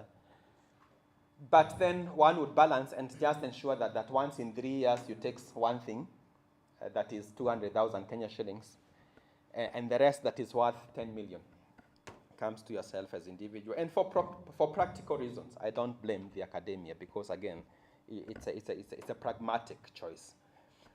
What I feel we must explore the ways of funding sustainability, like tapping from private sector through research and endowments. Like when you go, I think Manu Chandaria started this, and you find Manu Chandaria centers in some of the universities. So how can we be more upfront? We have so many now rich people around, but then we must strengthen research and models of fair compensation to good researchers, attracting and retaining talent to sustain research, because now I think every good researcher is looking for a way out of the university, and endowments and good value for alumni. So when you go to top global universities, you'll find, for instance, nearly all the buildings are named after someone or a family. And that family has a contract to sustain funding to that center, maybe for a decade or for 20 years. And so you continue creating value for other people to want to invest in university. So I think this exploring and being more upfront on what the space for private sector might look like, but also how creating big endowments might be to sustain and fund the university. So as I finish, I wish to leave you with 3 reasons why you must read this book. 1, it takes a unique approach in exploring the issues. Rather than the usual introduction, body, conclusion, the book weaves everything together and makes it extremely exciting to read. Second, our higher education is now at crossroads. When you look at what is happening, we have to do something about it. And it is not just the role of government. I think it is the role of each of us. If each of us did your own little thing, then we are going to manage to surpass the challenges. For the first time in history, the university is collapsing. Look at Jomo Kenyatta University, look at University of Nairobi, look at Kenyatta University, look at more universities on its deathbed. When I go to Makerere, the Makerere that is praised, and I read that statement of 1949 becoming a constituent college of the University of London. When you go to Makerere now and experience the shell that was once a tower, it's really sad. We must all engage, I think, to learn, argue, find the right balance to sustain our knowledge towers. And lastly, we owe it to Father AFULO. This book has a long gestation period, as I said, of 10 years. He cannot have worked all this, honestly. Then we do not read it. We must recommend it to everyone we know who is working on higher education. And I will request for 3 copies, and be honest, Father AFULO, if you can't give me 3 more, so that I personally take them to the Ministry of Education. I will ensure that Dr. Nabukwesi gets a copy. That's the PS State Department of University. But also other people like Professor Ntarangwi, the Commission Secretary for the Commission of University Education, because they need to interact with these ideas. We need to seek solutions that are lasting and not quick fix ideas that we have opted for in policy making.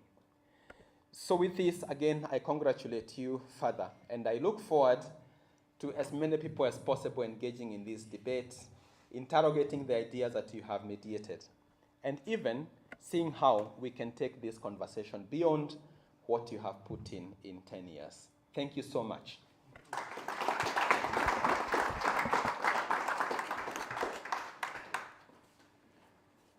Thank you very much, Dr. Mugo, for this very wonderful, detailed introduction to the book. And of course, as you know, I said that this is a high academic event. So when you hear phrases like massification, commercialization, don't be alarmed. This is why we are here. And also especially for recommending the book. And now we can't wait any longer. We want to now move to the next stage, the launching of the book. And this will be facilitated by ODUOR.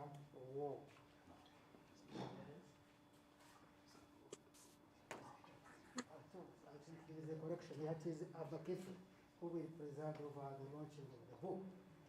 So, yes, it is a simple ceremony, I think.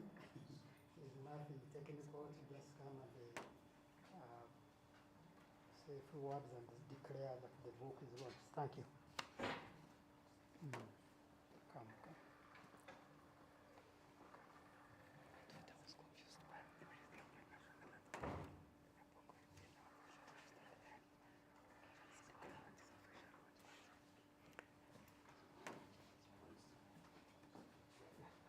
Okay.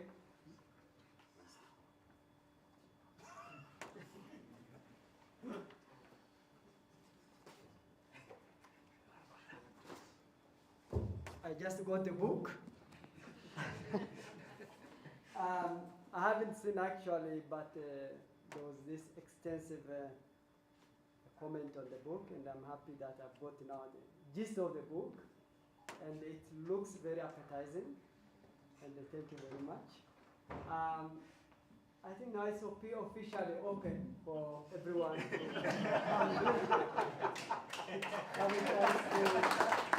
grasp this appetizing book, and let's read and really stimulate our minds even to argue for or against, or something new things come, but you are all welcome, and congratulations.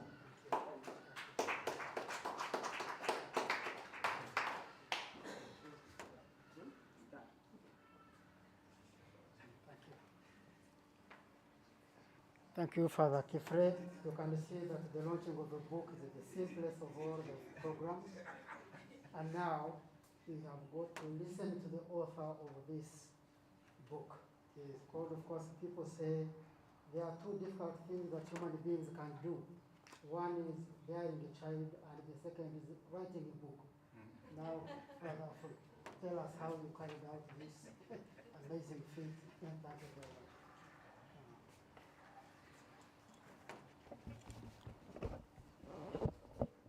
Your Lordship, Bishop Rodrigo Mejia, Father Emmanuel Roberto, the President of the Conference of Africa and Madagascar, Father Binamungu, the Socius to the Provincial, and Father Anderson, the Temporary Vice Provincial, Father Peter Otieno, the Superior of Loyola House Jesuit Community, Dr.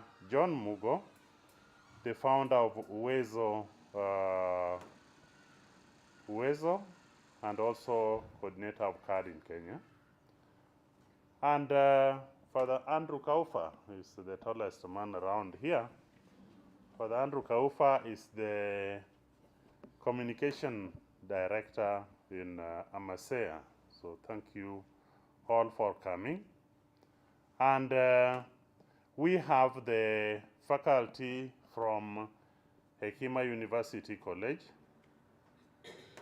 fellow brother Jesuits.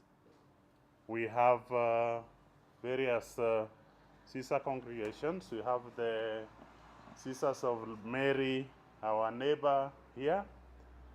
We have the Franciscan Sisters of St. Anne. We have the Notre Dame, and we have the Loreto Sisters, and maybe some that have not recognized. Dear friends, our guests, those who are online and those present here, ladies and gentlemen, good afternoon. First, I would like to thank Father Jean-Luc and Father Elias Omondi and Father Peter Otieno and members of Loyola House community for coordinating this program of launching challenges facing higher education in East Africa. I appreciate your companionship, sense of collaboration, and also the effort you put in promoting higher education in East Africa in particular and in Africa in general. Thank you for accepting this additional task, and I want to thank in absentia Professor Jamil Samli, one of the very inspiring higher education experts who did the foreword of this book. I'm grateful to Dr. Mugo for taking the task to review this book, and we deeply appreciate your presentation. I think some people now feel that they have read the book. You know, when we had the Constitution 2010, and there were people who were for and who were against. I remember one of my sisters, she was a high school teacher, headmistress. Somebody asked her, Mwalimu, what is your opinion about the Constitution? No, Raila has read it, so I don't need to read it. So it is what Dr. Mugo did. Some people feel that Dr. Mugo has spoken, so the whole idea is closed. But I think he just did half of the, not even half. He just, his job was just to whet your appetite so that you can really venture into reading the book. I thank my brother here present, Dr. George Omondi AFULO, and his wife Winnie, and my nephew Wilfred, because the next statement is going to affect them in some way. This book is dedicated to my mother, Margaret Akelo AFULO, who died last year. This is a woman who was ahead of her time. I'm not praising her because she's my mother, but just what she did, which is contrary to what many women at her time could do. This woman was very firm on equality between boys and girls, where there were no chores that were meant specifically for girls. Cooking boys learned cooking, and so on. The boys, however, went to look after cattle because girls had to be spared, because those are the places where girls could be molested. Yes, when the girls reached grade 3, they studied at home up to grade 3, but when it came to grade 4, they were taken to high school, to primary school run by the sisters. And we have Franciscan Sisters of St. Anne represented here, and those are the fellows whose schools almost all my sisters went to. And I thank you for supporting this noble education, the Luak sisters, for supporting this noble educational idea and letting it take root. My mother had 7 girls. We are also 7 boys. And my sisters grew up as professionals in their own right, and all remained in public service, even as many people went into the private sector where there was a lot of money. A question that comes to mind in launching this book, Challenges Facing Higher Education in East Africa, is the initial inspiration that led to taking up this project. As educators, when we are engaged in teaching, we are always left to consider what may not have been clearly understood by the students. Through assignments, as the gaps are detected, they form where we are to begin our next lesson. We are also to try to identify the limitations on the topic. We are also addressing and what questions remain unanswered. And that is foundational education, which Dr. Mugo has worked on for a number of years. The thought, and I held weight chair, and it included giving a seminar or giving a paper to the faculty or the lecturers in that university. And I'm grateful to Father Tim Lannon, who was the president there. So I wrote this paper and I presented to the lecturers, and they raised questions. But as they raised questions, I had more questions in my mind. So after finishing the presentation as required, then I started, this was a 10-page paper. So I started working on this, expanding this paper. By the end of that program, I finished 1 year, I had 110 pages. But I didn't feel satisfied that actually I dealt with the issues that had to be presented. And so I came and with assignments, with this and that.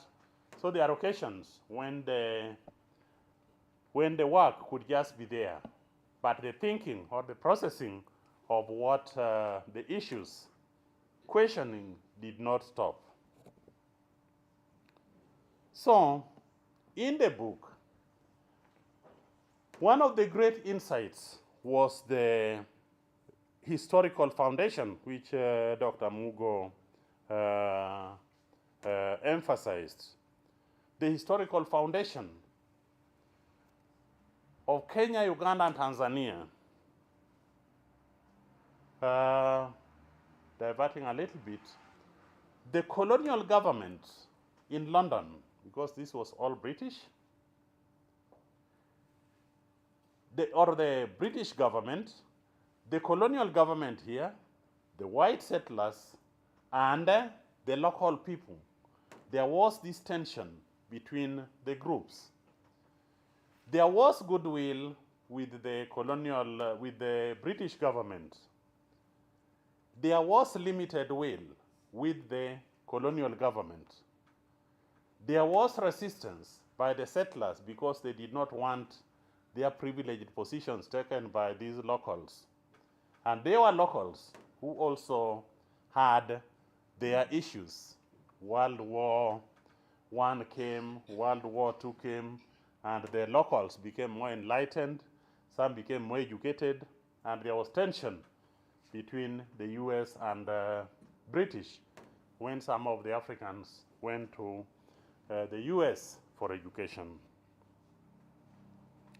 So there is a historical foundation. And as educators, we are always to ask what is going on around us. And if we do not have answers, we must embark on searching for solutions. If we teach and we don't leave our students asking questions, there's a serious problem. Children, especially that Dr. Muga has worked, researched on quite a bit, these children always have questions. You explain something, they say, but why? You explain, they ask, but why? You explain, they ask, but why? When they ask 3 whys, there's a problem. When they ask the 4th why, mothers especially will spank the child and send them away because they don't have answers. These students still is looking for. So our situation, our education must always lead to asking questions. Our students must develop inquisitive minds and a heuristic approach, that is an approach where they are always searching to things that seem not to have any solution. We ought always to realize that even when we try to answer questions, the answer that we give is always partial. What is the color of that umbrella? You say it's white and red. But there's something like yellow. Yes, but here, there you are looking at details. At least it is white and red predominantly. And so you find that it is red, but it is not red. It is white, but it's not white. As they say, the Eskimos can differentiate how many types of ice? Are they 23? The number is big. They are white, but they are not totally white.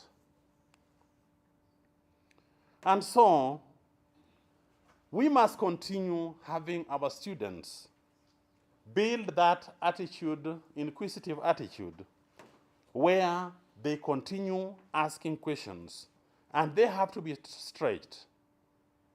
The effort of educators must always focus on providing ideal education, a type of education that is free, that frees the student to stand on their own feet. Sadly, what is emerging in our own times leaves us wondering what really happened to education. Why do parents always have, let's say, they look for schools? Dr. Mugo talked about national schools. Everybody wants to go to national schools. And what you see as national schools were basically some district schools that are labeled national schools. And so there's a problem. Why the stratification? And so these are things that concern us.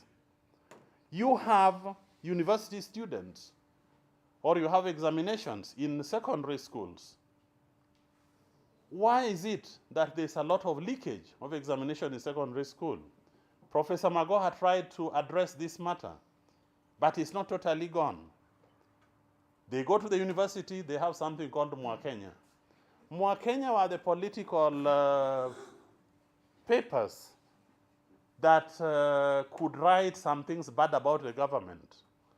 But if the government managed to arrest you, you are detained without trial. And you rely on the clemency of the president to release you.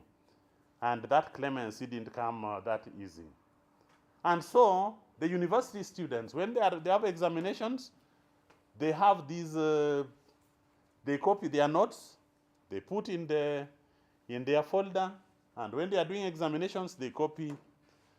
Recently, they even had a lady who had written on her thighs. Huh? And you say, what is this? Basically, there could be a problem with this lady. But what was the problem with her, the teaching? This is a person who was not taught. This is a person who was not given an opportunity. And if people are not given an opportunity in the university, it means that they were not given an opportunity even in primary school. And so we have the wastage in our primary school.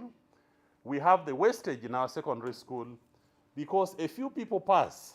What happens to the rest? A few people pass. What happens to the rest? And so you have a lot of waste.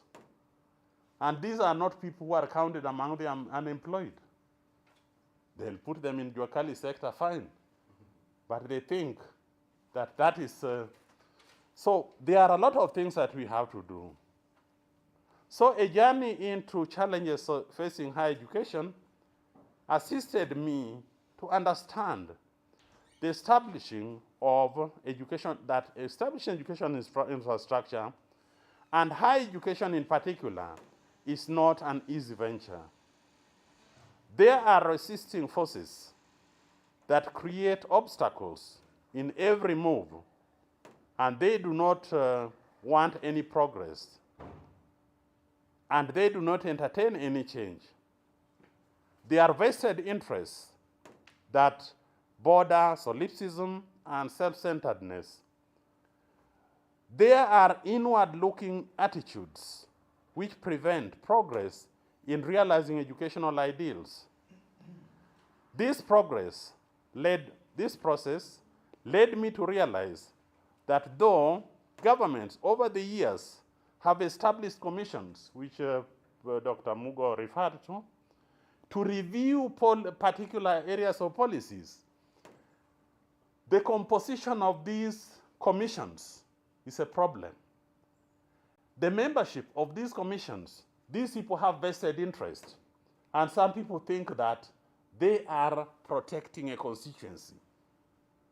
We are protecting the disabled. Those people don't need protection. Those people need education. And if you educate them, they'll stand on their own and they'll question. And many of our people don't like questions. They like giving easy answers and easy solutions. In dealing with the expansion of higher education, challenges facing higher education addresses access and equity. The other dimension that should not be compromised is the quality of education offered. How can we ensure quality when the challenges of massification go unaddressed? How can quality be addressed when you don't have adequate finances to deal with the university issues? So dealing with education and related matters demand applying multifaceted approaches simultaneously. Some people prefer dealing with them in steps, hoping that something will wait and some dimension may be affected. If we use these piecemeal approaches, it is misguided. So we need to use a kind of holistic approach in dealing with these matters. Not just higher education, but any education sector. A delay in education is really a great damage to the system. And so, this approach requires well-grounded research techniques, limited waste of data, because what happens is that we can have somebody interviewing people. Somebody says, I've interviewed 1,000 people. And this person comes up with something very small. From 1,000 people, the person comes with 20 pages. This is what I got. There's a problem. Because these 1,000 people express things in a very different way. And good analysis of what they expressed will give you different dimensions of how things are looked at in that particular context. But when we limit it to just fulfilling the requirements, then there's a problem. So the challenges facing higher education has tried to address some dimensions of education, but it is not exhaustive. We are just emerging from COVID. There are solutions that have been given to COVID situation. The effect of COVID on education, and especially the effect of COVID on higher education, will be experienced several years to come. And so this will require good research to come up with a good understanding of the effects of COVID.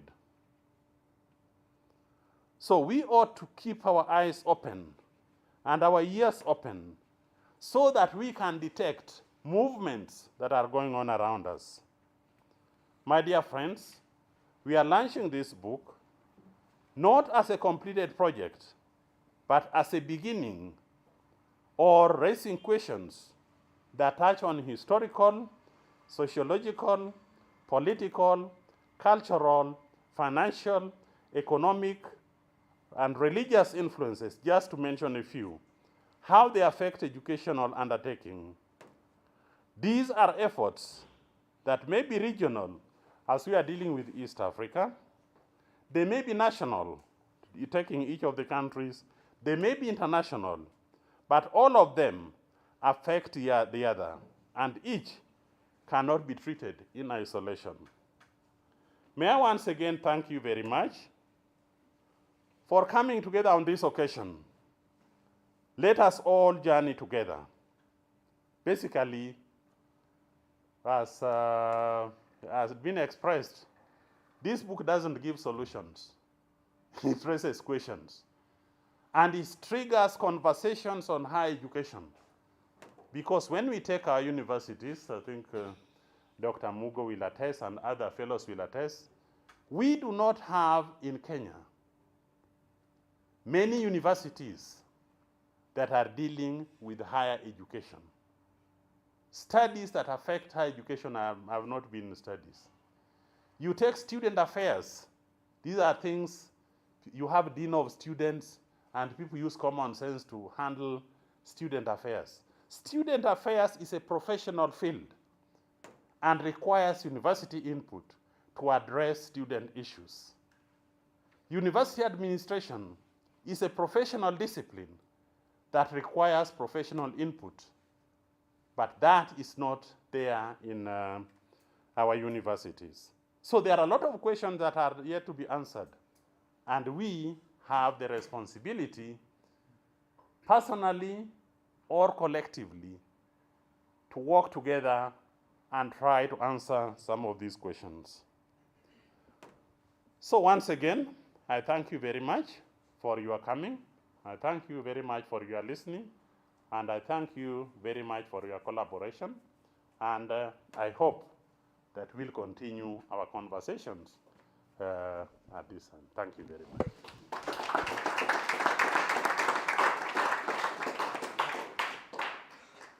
Thank you very much, Father Flo, for giving us a feel of the book and the effort you put in. And since you suggested that we shouldn't fear questions, this is a bit of the time. We have some team, I think Dr. John Mugo is here, Jean-Luc Omegu is around, is Dr. Omondi around? Okay, somebody can step in for him, come a little closer. And yes, Sister Lamb, you are called to come and join this club. There is a lot of gender imbalance here too. So please, and the process is simple. You may raise questions to which Father AFULO can respond. The best of his ability. It's a conversation, it's a dialogue. So, and the questions can come too from the rest of the people of God. Welcome. So who would want to take the initiative to literally as to where fare the first 1,000? Anybody? Any questions, spontaneous questions? Maybe I could begin. You did mention a bit of Makerere University, which is now like a shadow of itself. And recently they have given rankings, the World University ranking, Nairobi is #1, Kenya, Makerere is #1. Do you think these rankings, from your own research, are there something to go by, or should we be suspicious of them? Thank you very much. Thank you very much. There is Professor Philip Altbach, who has written quite a bit. He's a professor in Boston College in the US. He has written quite a bit on higher education. And also Professor Salmi, that we mentioned. They talk about world-class university.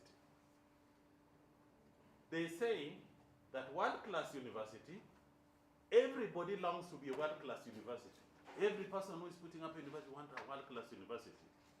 Everybody wants to get world-class university, but nobody knows what it really is. And so, when you come to ranking, there are different ways of trying to rank universities.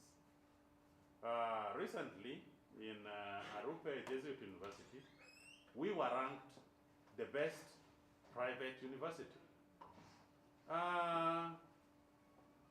We don't feel adequate that we have done enough, but we are still ranked the best. So really the ranking is a little arbitrary. The parameters are not clearly defined. You have, I think, a part of the book, I update with the thing of ISO certification.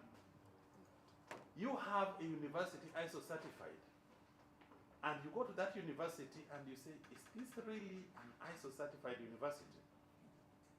So the thing is that we are vague on some of the parameters, but it could be better dealt with. Professor Lando, you are in charge of research. Thank you very much, Father Dr. AFULO. Unfortunately, I will not add, but I'll ask you 2 questions. The first question is the title of your publication. It's on the challenges affecting higher education in East Africa. As we all know, we already have too many challenges affecting higher education in East Africa. Why did you settle for challenges? Why do you bring us more problems? Why challenges and why not solutions? I haven't been convinced on why you chose that area of the title of your publication. Why challenges? You already have enough problems. Number 2, we know in the academia people publish for different reasons, but fundamentally for promotion and also to add a feather on our hats. What strategies do you have in place to ensure that this book is not just going to be one of those fulfillment of requirements on the shelf or an addition to your CV? In terms of implementation, how are these findings that you're talking about, the challenges, going to be implemented in higher education? Thank you. Thank you very much. You know, one of the things I mentioned is that every time we are involved in teaching, every time we are involved in education, we must leave our students asking questions. When we have our students go and they say, I've understood, there's a problem. Huh? So if you have the solution already within the class session, there's a problem. One of the things that happens is that when a university lecturer teaches for 1 hour, a student is expected to invest 3 hours trying to understand what the lecturer actually presented in 1 hour.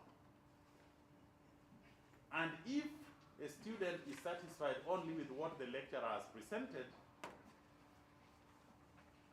and if the student cannot think, cannot reflect beyond what the lecturer has presented, there's a problem.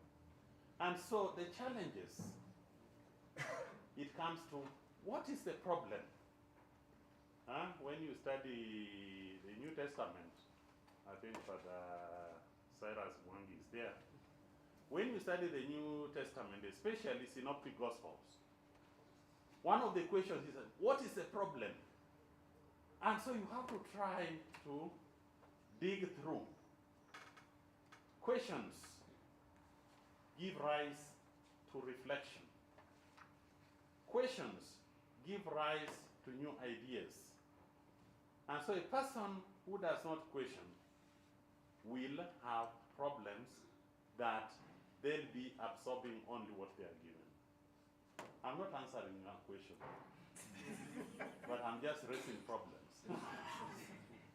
Because you are supposed to think, you are supposed to question why things are the way they are and why they are not different. When we think this way, I think every time we have new ideas.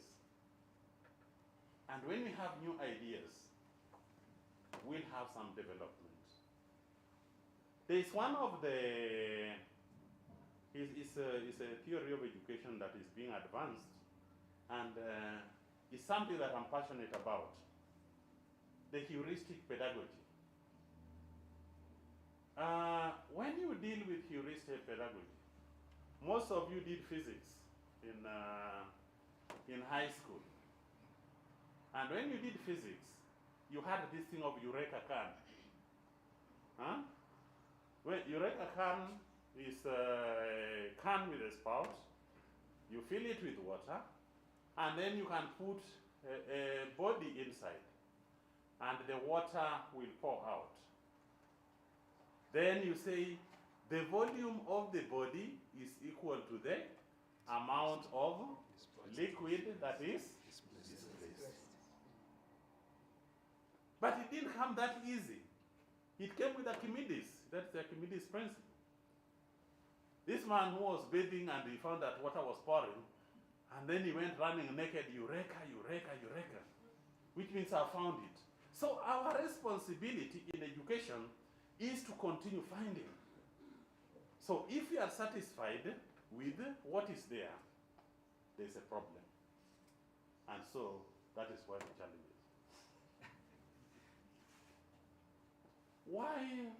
What is the purpose of this book? And I think it's answered by the first question. It is to trigger thoughts in higher education. There are occasions when you have blamed this person, you have blamed this person, you have blamed this person. But this work shows that actually some of the things that we seem to be blaming others for are historical issues that were never sorted out. These are historical issues that were never sorted out. Some of the things were moved very fast. In Kenya, there is a problem with the Mackay report. Mackay report was a commission to look at possibilities of a second university.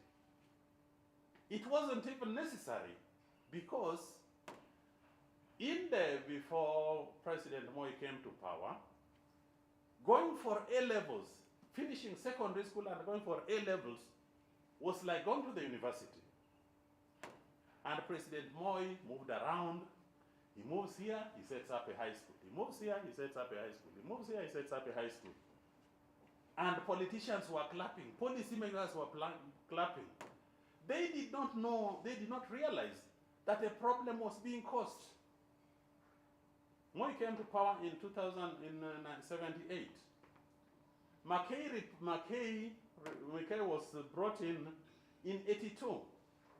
4 years later, after opening up several secondary schools, several high schools, it means that the number of people who are doing A-levels has increased. But policymakers were not planning for the increase in the numbers. And so they did not look at possibilities of another university. And so they are caught flat-footed. And so there's a commission initiated by the president because policymakers have failed. So McKay comes, a Canadian.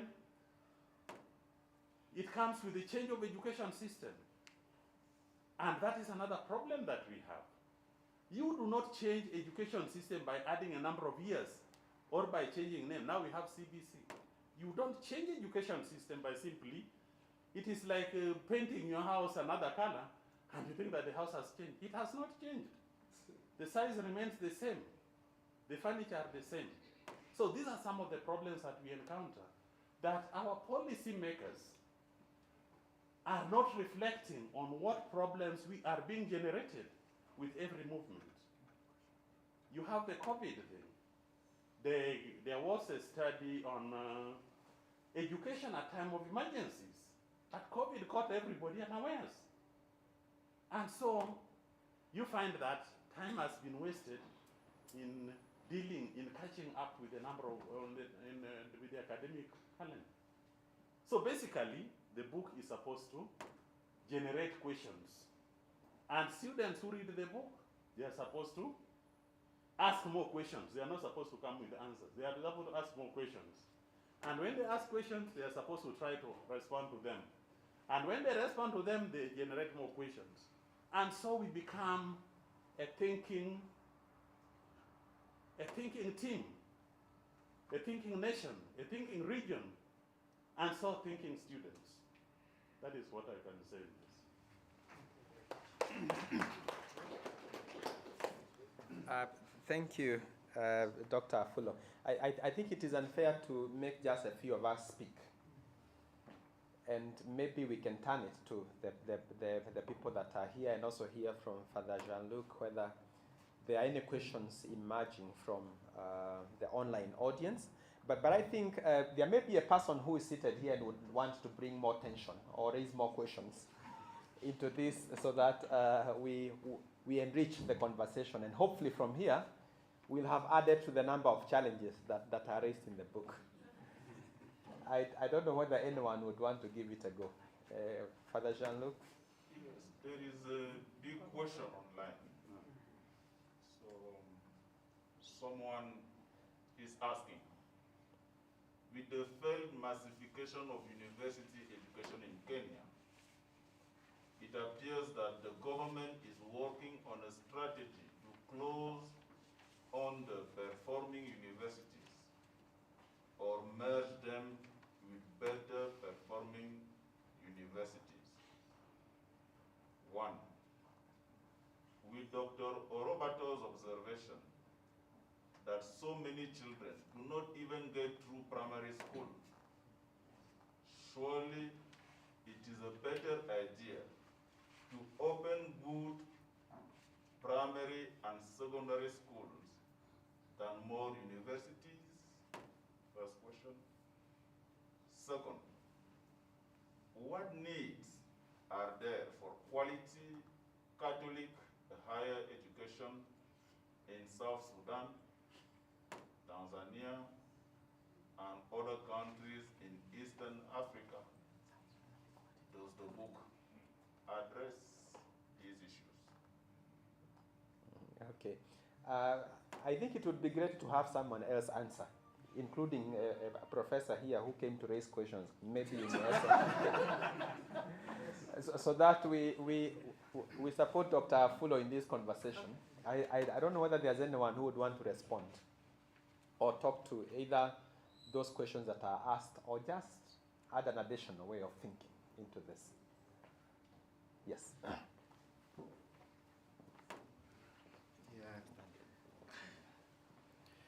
Good evening, everyone. My name is John the Baptist Anyesamcho. I want to raise further questions on the questions that have been raised. What would you, Dr. AFULO's response made us understand that opening up a school is a political statement. doesn't need to be a policy statement. Secondly, there are presuppositions about universities or education in general which are hidden.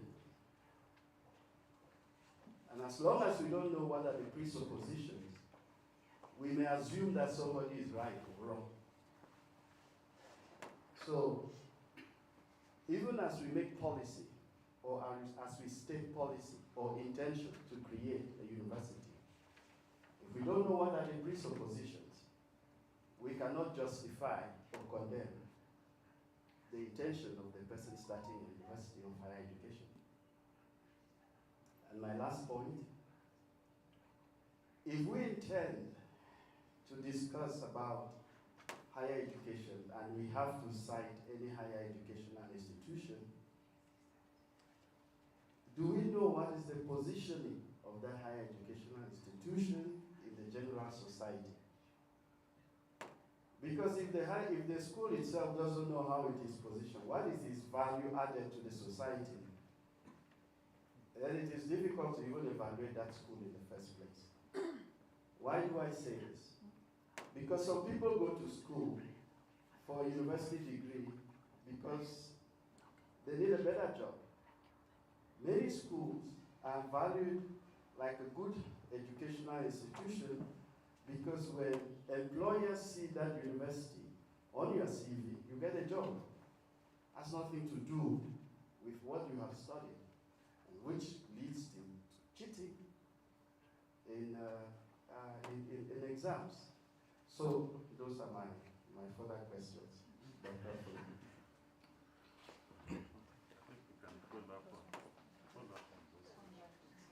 Yeah, I think one of the questions raised was around, from the online audience, was on this whole thing of if children still are not completing primary and secondary, should we then maybe open more primary schools and ensure that there is better completion? And there is a chapter that really covers this very extensively, especially examining the arguments raised by the World Bank.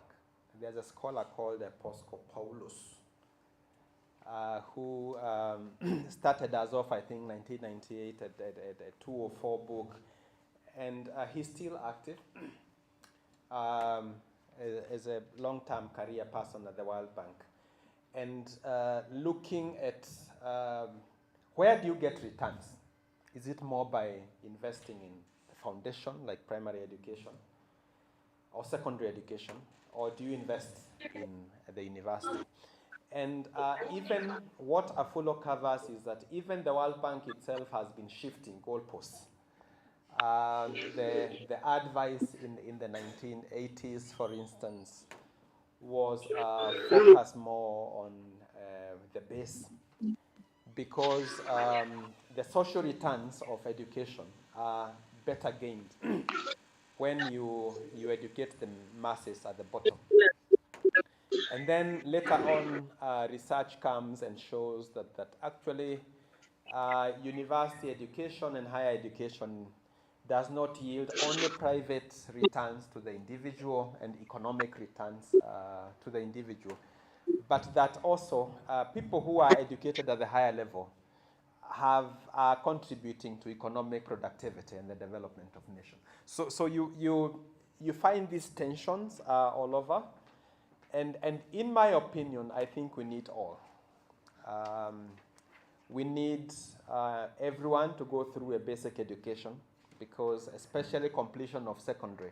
The one thing I would hail the government of Kenya for is making that very bold decision to compulsorize secondary education. Because if you look at analysis and where gains are optimal, you find that it is actually at the completion of secondary and not just literacy and numeracy and the basics of primary that yield the returns to the well-being. If you look at mothers and whether their children are likely to adopt certain standards of health and advancement, it's actually those that have completed secondary education. But then the question raised around the tension between policy and politics. There is a Nigerian professor called Olukoshi, and he explores the concept of polity. This place where politics and policy meet and that arguing that the two are inseparable. Because whenever you think about a policy, then it must be informed by the politics. And in any case, the allocation of resources is itself political. So there is no way you can pull things apart and discuss them in isolation. They are always intertwined. But Professor, why don't you come and help Father first to answer? Now, not ask. Yeah, I will not ask. I'll try to be good. Yesterday, there are two priests from Kakamega who visited our house here. And when we were leaving, we pointed to this building and we said, do you know the Jesuits, they live there in that storied building? And one priest said, wale wanasoma sana, which means those who study too much. That's how the Jesuits are known, those who study too much. So sitting with the scholars here, it is cold out here, but I'm really feeling hot. But anyway, there was a question that was asked online about merging of universities that are performing well and those that are performing poorly. I think that is one of the challenges facing higher education in East Africa and probably beyond. And I want to associate it with two reasons. Number one is the issue of the qualifications. Qualifications in the sense of, if I am a professor of communication, for example, or a professor of physics, do I have the qualifications to run an institution? So we are putting men and women in leadership who do not have the leadership and management skills of running those institutions. So you wonder, people make statements of, why is Professor so-and-so not performing? Well, I'm a professor of chemistry, I'm a professor of communication, I'm not a professor of management. And this explains why Professor Olive Mugenda, with whom I really respect her very much, after getting her PhD and she was put on the leadership position of Kenyatta University, she went back to school to study MBA, to know how to run an academic institution as a business institution, to be able to generate revenue and also deliver on leadership. So that is one. And that is what is making some institutions, especially institutions of higher learning, not to perform. Number two is the staffing. How do we appoint the leaders of these institutions? Do we appoint them on merit, or do we appoint them based on political, religious, tribal affiliation? So then that would also contribute to the watering down of institutions, because Bora, there is a leader there, not because we have a Bora leader. Meaning that so long as we have a leader there, but not a leader who is a leader or a good one. So then I want to associate the collapsing of some of the institutions of higher learning to these two issues. Issues of how do we run them in terms of, can we, there was a speaker who made the remarks here earlier on and said we need to run institutions of higher learning as income generating business revenue so that they are able to run by themselves. And I support that. But we need men and women who have those skills and those qualities to do exactly that. And then the second point I have mentioned is about those individuals that we put in place. Do they qualify? And this cuts across. In this country, we are in the period of elections coming up in August, and we've seen statements, people saying, I qualified at the primaries, but I was removed and somebody else was given my ticket. That is also happening in institutions, high institutions of learning. So somebody is in the position not because they qualified, but because of the affiliation that they have with the powers that are. And so that would be my contribution to say, if we want institutions of higher learning to thrive in terms of facing out the challenges, then you have to look at the staffing and how we run the same institutions. Thank you. Yes. You agree that we have almost exhausted the big issues, so if there is one burning last comment, I think you can come. honored to have you. Yes, yes, we feel so that we share the cameras. Good evening, everybody. Yeah, my name is Dr. AFULO. Father Joseph is trying to be a follow at home, not in the among the Jesuits. So now, I wanted to find out, the last 10 or so years, as he mentioned, quite a number of universities were created. Initially, during our time, when we joined the university, we had only one university, so it used to be called the University of Nairobi. Then so many other universities have been created. But one interesting thing about creation of these many universities is that the human resource, in terms of lecturers, we have not had commensurate development of human resource vis-a-vis the number of universities. So you find a lecturer moves from one university A to B to C, so the lecturer has no time to do research, because the same notes that he has for university A are the same ones he's going to teach at B and C and everywhere. So there's been a lot of moonlighting among the lecturers, and I think that has really affected even research among lecturers, and even now students also have learned that you really don't have to read so much, because maybe it's just the same content that will be circulated, so that when a student is in first year, then moves to second year, the next group of students may just pick the notes from the students who are there, because it is most likely the same thing that will be taught. So I think that's a big challenge to higher education, and most likely Joseph must have talked about that. The other thing that I also wanted to bring up, Dr. Mugo mentioned very well about his association with Dr. Nabukwesi, the PS in charge of higher education. I think it really touches directly on the in charge, because if we open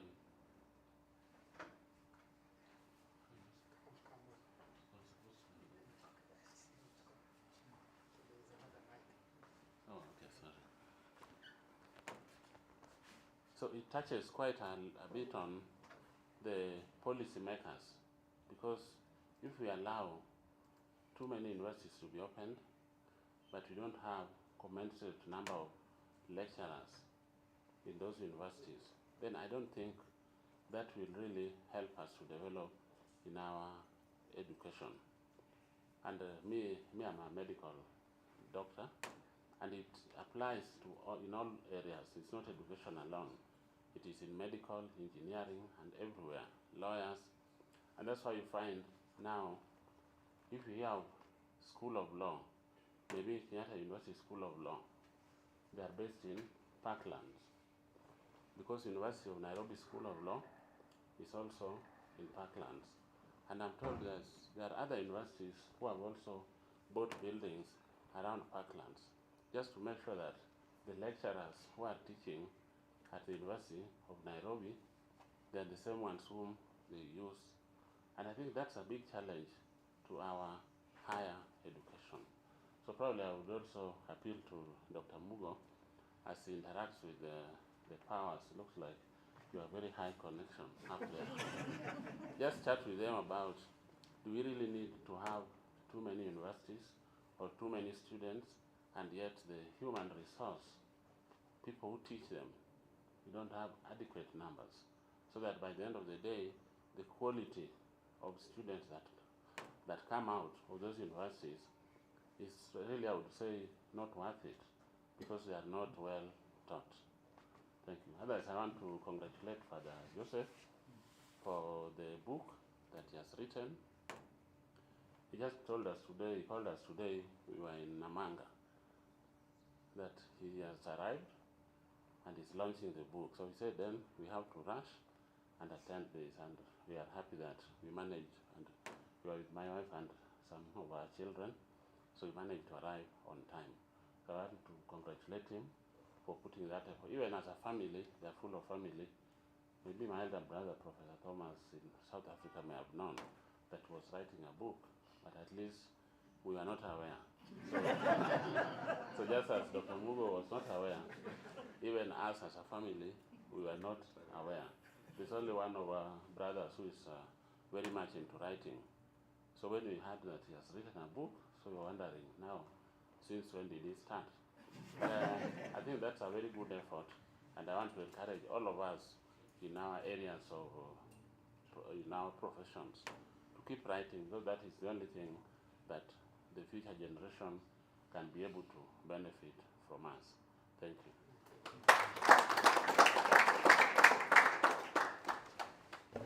Thank you very much, Dr. Afuro, for the comments. Now I invite Father Endashau Debrewak to give the vote of thanks as we come to the close of the event.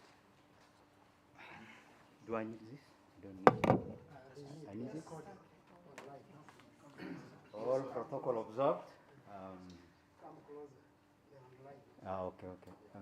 It will be a mortal sin for me to add anything after what has been said by the scholars. So my job is to thank all of you for coming to grace this occasion on behalf of the province, the Society of Jesus, and the community. I thank you, and hopefully you will come back. Somebody among us will write again, as the doctor said. So maybe Odomaro, Dr. Odomaro, or Kifle, or someone else. So I'm very grateful and to all of you for coming, and I thank you very much. So I would like to invite, for the sake of gender balance, to conclude this occasion with a graceful prayer, Sister Professor Lando. Please come forward and conclude this with prayer. Thank you very much. I've been asked to pray. Let us stand and pray.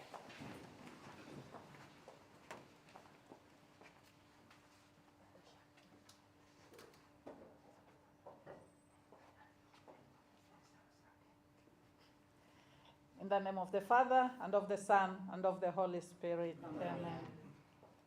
We are in the holy month of May, the month of Our Lady, the Mother of Christ, and Mother of Salvation of the world. Let us pray through her intercession that all we are planning to do for the Jesuits and also for our respective communities and families, that the good Lord may come through for us. Hail Mary, full of grace, the Lord is with you.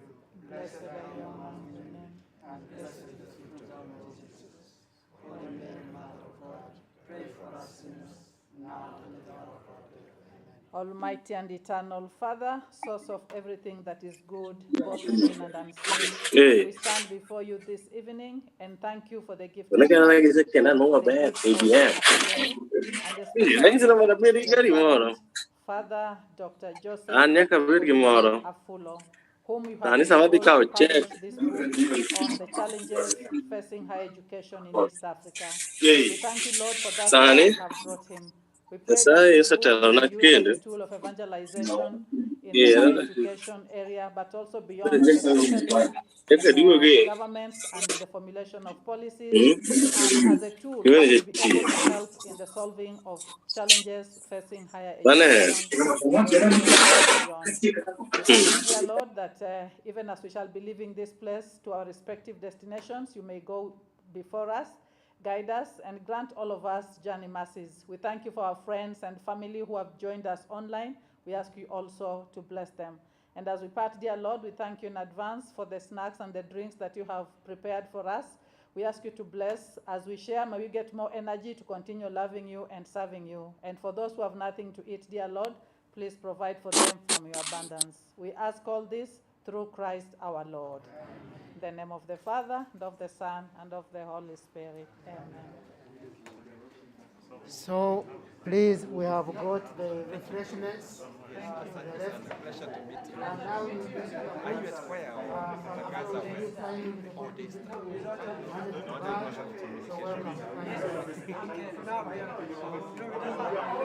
Okay, we have a colleague of ours, the young lady called Lydia Adoli. Yes, but Yes, we speak the same community as Hello. Thank you for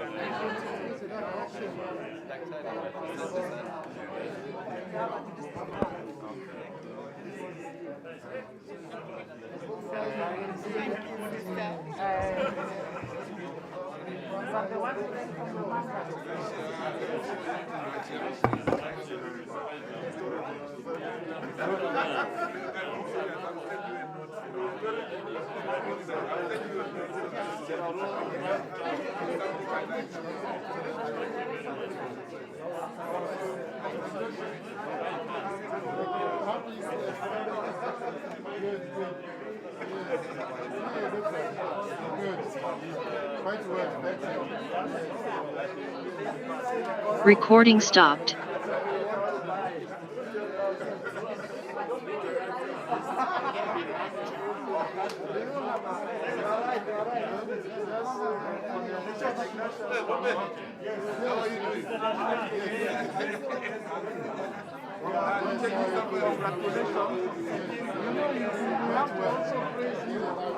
Because if you have young kids, it's because the family is happy.